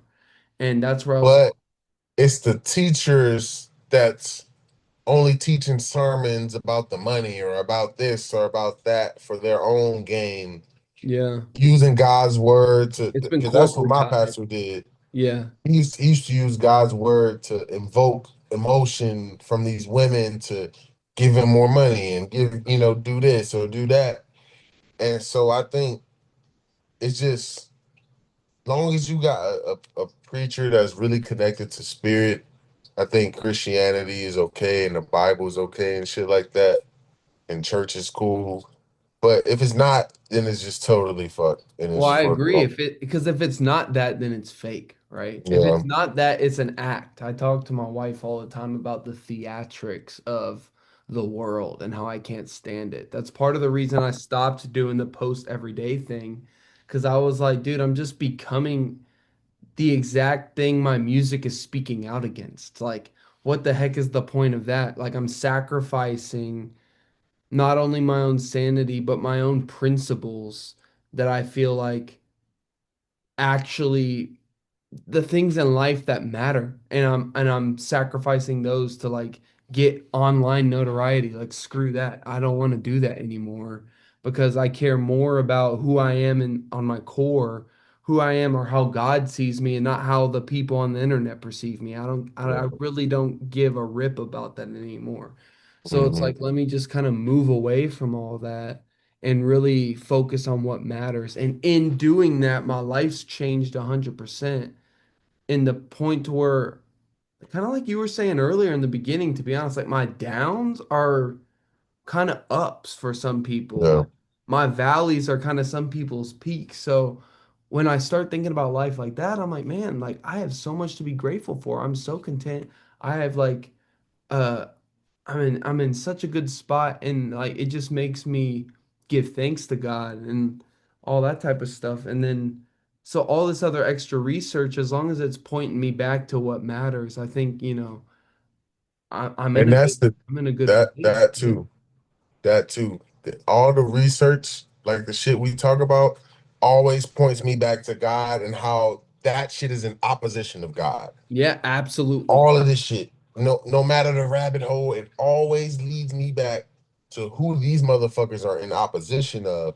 And if the devil, I mean, clearly that motherfucker exists too. So if Yep. he real, then God real, nigga. Like what the Yep. fuck? We see all the evil shit that is organized evil in the world. Like I'm talking about this new shit Ariana Grande did with all this blood over it and all that shit. Like, nigga, these are organized evil in the world. She literally said in interviews how she's a witch. I will Yep. pull this shit up. I got it bookmarked. She Oh, said word. she's a witch. Yes, bro. Like, like, I'm not not up to to just date on single any her of that out, stuff. but it's just like, bro, if the devil is real, nigga, clearly God is real. Welcome those who are marked by God. Today we're discussing the demonic music industry and one of the highest level witches in the industry, Ariana Grande. Is it somewhere between being a literal witch, literal witch? A literal witch, literal witch. I'm not kidding. And being like the most realistic, cut, dry. And this is why she has all the fame and fortune. That's crazy. I mean, they say it out of their own fucking mouths, bro. Yeah, and they kind of depend on that karmic retribution thing. To tell you the evil Yeah. so they can't get punished for it because it's like I was thinking, I was like, okay, what's done in the dark comes to the light. But what if I do the dark in the light? Yeah. I did It's it in the true. light. Yeah. It went right over your head. Yeah, and you So didn't how care. could I be punished for you? I told you what I was doing to you. I told you that this drink was poison on the side of the fucking nutrition's facts and that it was arsenic and all this other fucking You didn't care to look into it, that's your problem type thing. glucose and citric acid and all that type of shit. Like I told you it was in there and you still chose to drink it. So Yeah. it's not on me, it's on you. Yeah. It's literally on us to be aware of shit and like and actually be mindful of our actions and like the shit we consume and the shit like me, I'm on the internet all day and it don't bother me. I don't get, like uh where I feel like, oh, I need a break from social media type shit. I don't know. I don't have that type of mind. I have the type of mind where I'm just like, I can literally anything of not in my interest, I will skip and so quick and like I just get to shit that's just right in my interest. Then I go in a rabbit hole and I learn everything about that rabbit hole. Then it leads me to another, or like and then all this shit just always leads back to God, Yeah. or it leads to the devil who is in opposition of God. Yeah. Every time, like it's like, bro, it's just I don't know how much more he got to write it on the wall. He's real. Anybody that's not believing, you just don't see it. You're not aware, or you don't want to see it, or it's on you. Like I mean, God. I mean, he every day the sun shine, nigga. He's telling you. It's like a reminder. Every day the sun shine, bro. Imagine if that motherfucker just don't wake. The sun just blew up tomorrow, nigga. It's over. It's wraps. Yeah. That's how much power that a star has over us. Which, when you said you think the angels, I mean, the stars are angels, and I could see that shit. Yeah. I could see that shit. Like, Well, have you ever seen the Star in a Jar documentary? nah, I never seen that. You got to put me on. So it's kind of like similar to what the bubble thing was showing, how the different frequencies change the shapes of different things. Even like old architecture uses. Oh, like a resonance experiment, like Yeah, so basically you can fill a mason jar with water, and if you insert a certain frequency into the water, a light appears. Hmm. So I think about with some of this stuff, like even Genesis talks about dividing the waters above and the waters below. Like, if Yeah. anything, I think if space weren't real, I would think in the way we've been taught it, I would think it's probably a bunch of water with different angels singing. And that singing that they're doing is what's creating those frequencies that's causing those stars and those lights. I just really don't understand how there would be any type of us spinning at 667. That alone is a sketchy number. 667,000 miles an hour through space, spinning at, Right. 66.6 degree Right. Six, axis. six, six. Exactly, all throughout the whole thing. And The heliocentric model is all full of the I satanic think even stuff. the diameter or some shit of the Earth, or like, I think the distance from the Earth to the moon divided or or I can't remember. I know what you're talking about though. It was like Yeah.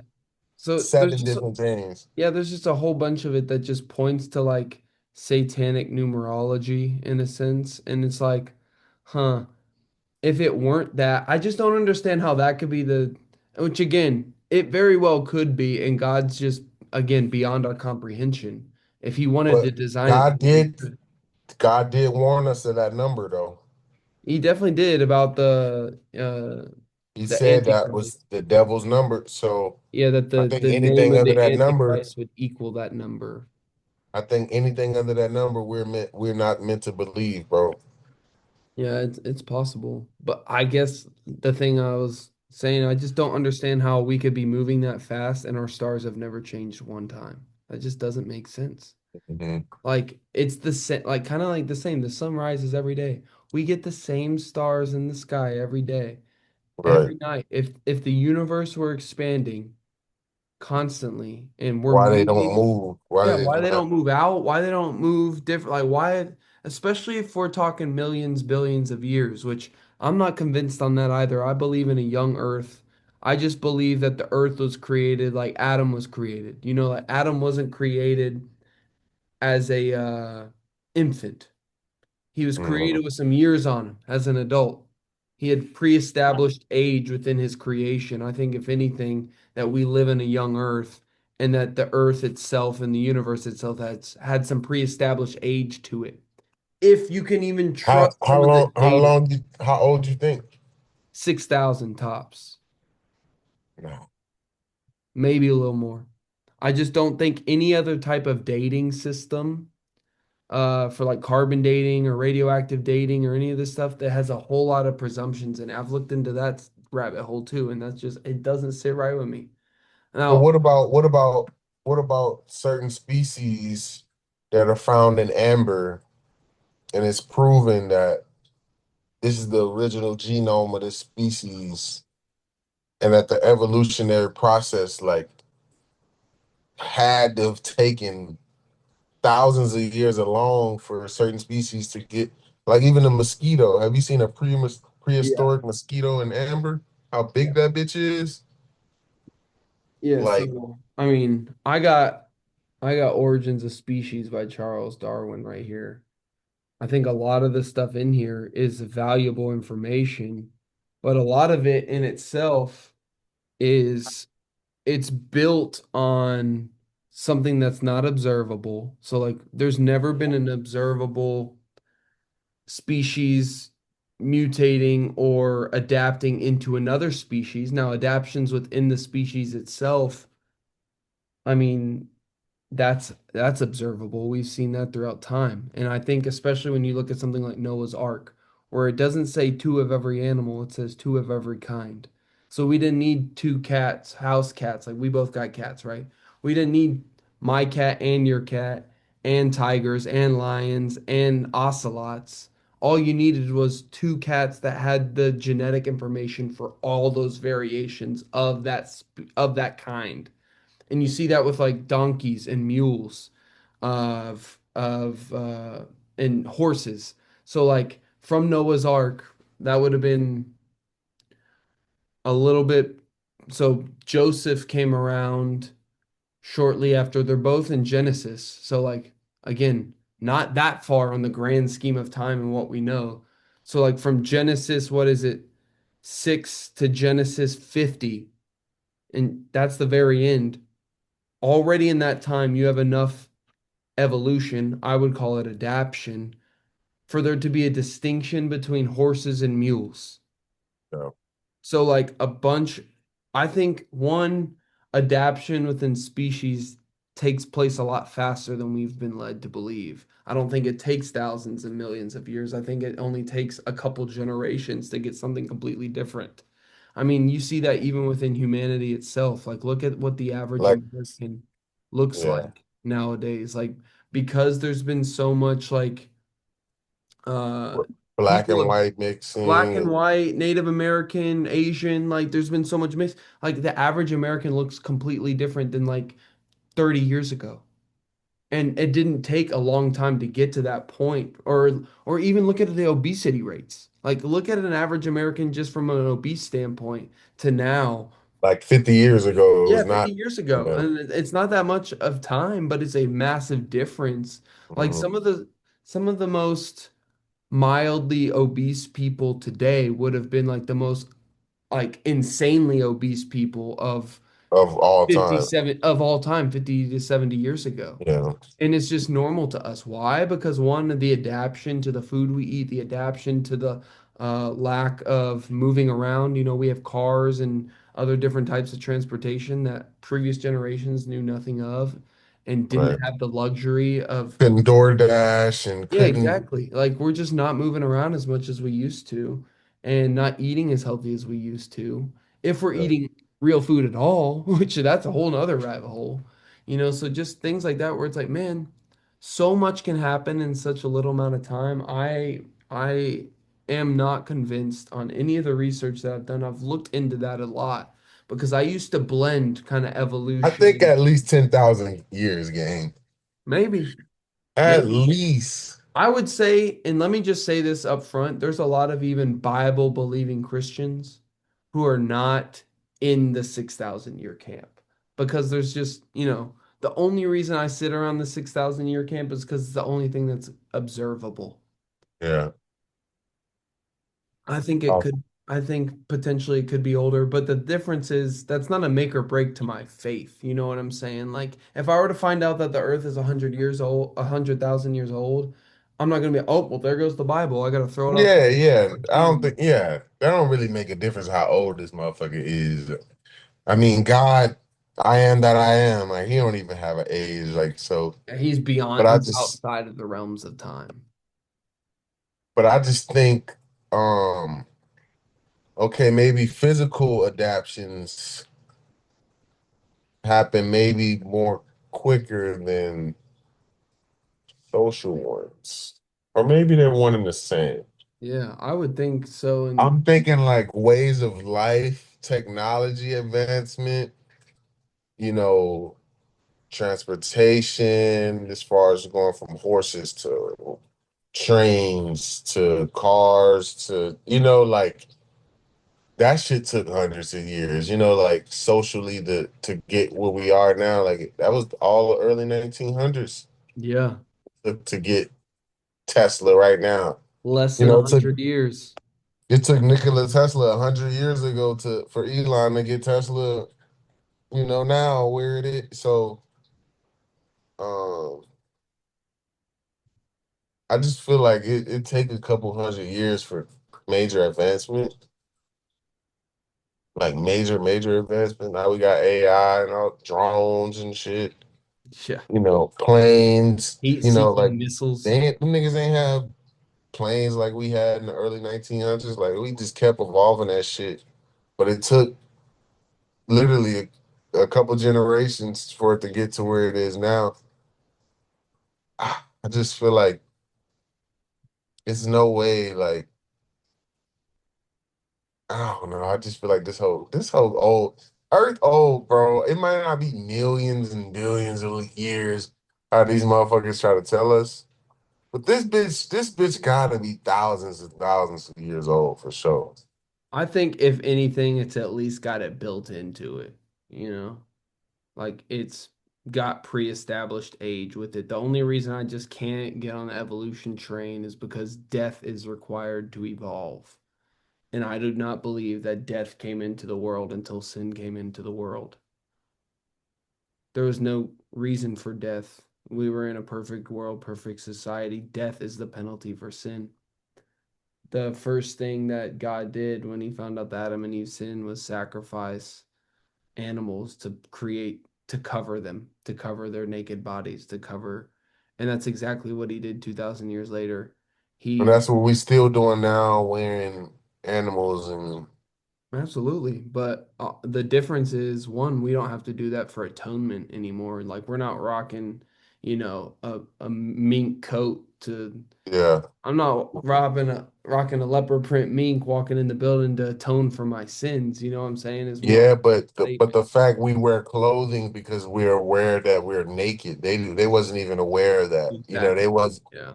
it wasn't even perceived like that. So I think just the perception of change once they ate of the fruit, you know, they were open to a reality God didn't design them for. And that was a sin, you know, that was the sin. Like you didn't listen.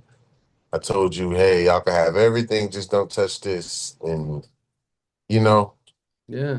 It's crazy, dude. I mean, that's what gives me confidence in the church. Obviously, like you said, there's some bad eggs. We got some Judases in every group. We got some bad churches. We got some bad leaders. We got some bad preachers. Like that's just the world we live in is broken. There's going to be people who misrepresent what we're doing. But the encouragement is like we were perfect people. Adam and Eve were perfect, living in perfect harmony with the perfect Father, with God, in the perfect setting in yeah, Eden, the perfect garden, right? And still somehow there managed to be a bad egg that ruined it all.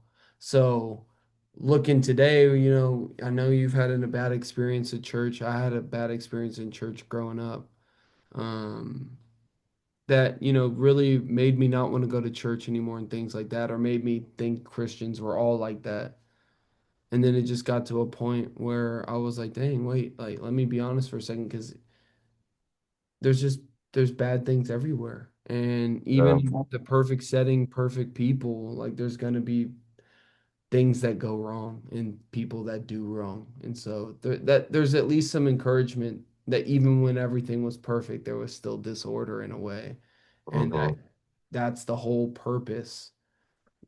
God set time into motion was to show that he's the only thing that can cure the disorder. And that's just, that's what kept me going all these years. I fuck with it. Bro, I Yeah, appreciate you. I it was a journey. I'm definitely gonna pull back up. Please do. I'm gonna be a recurring guest on this motherfucker. I hope so. I got another one too called Slow Burn. I don't know if you've seen any of that, but Nah, I haven't seen it I yet. smoke my tobacco pipe and I just talk about things like this that go You on. posted that? I ain't seen that. Yeah, I posted. It's also on my YouTube. So, Um, but my wife shares pictures and stuff from it. I'm doing one this week about the recap of my DC trip and all that type of stuff. So it's fun. So I do that one too. Maybe we can have you on there as well. so But yeah, bro, I appreciate you taking the time. next time I'm coming with topics, I'm gonna have that shit Okay, written. word. All right, let's I do it. bet. Let's do it. I'm All right, hyped. my brother. Yes, sir. Love. Thank you. We'll Thank see you. you. Yes, sir. Fear.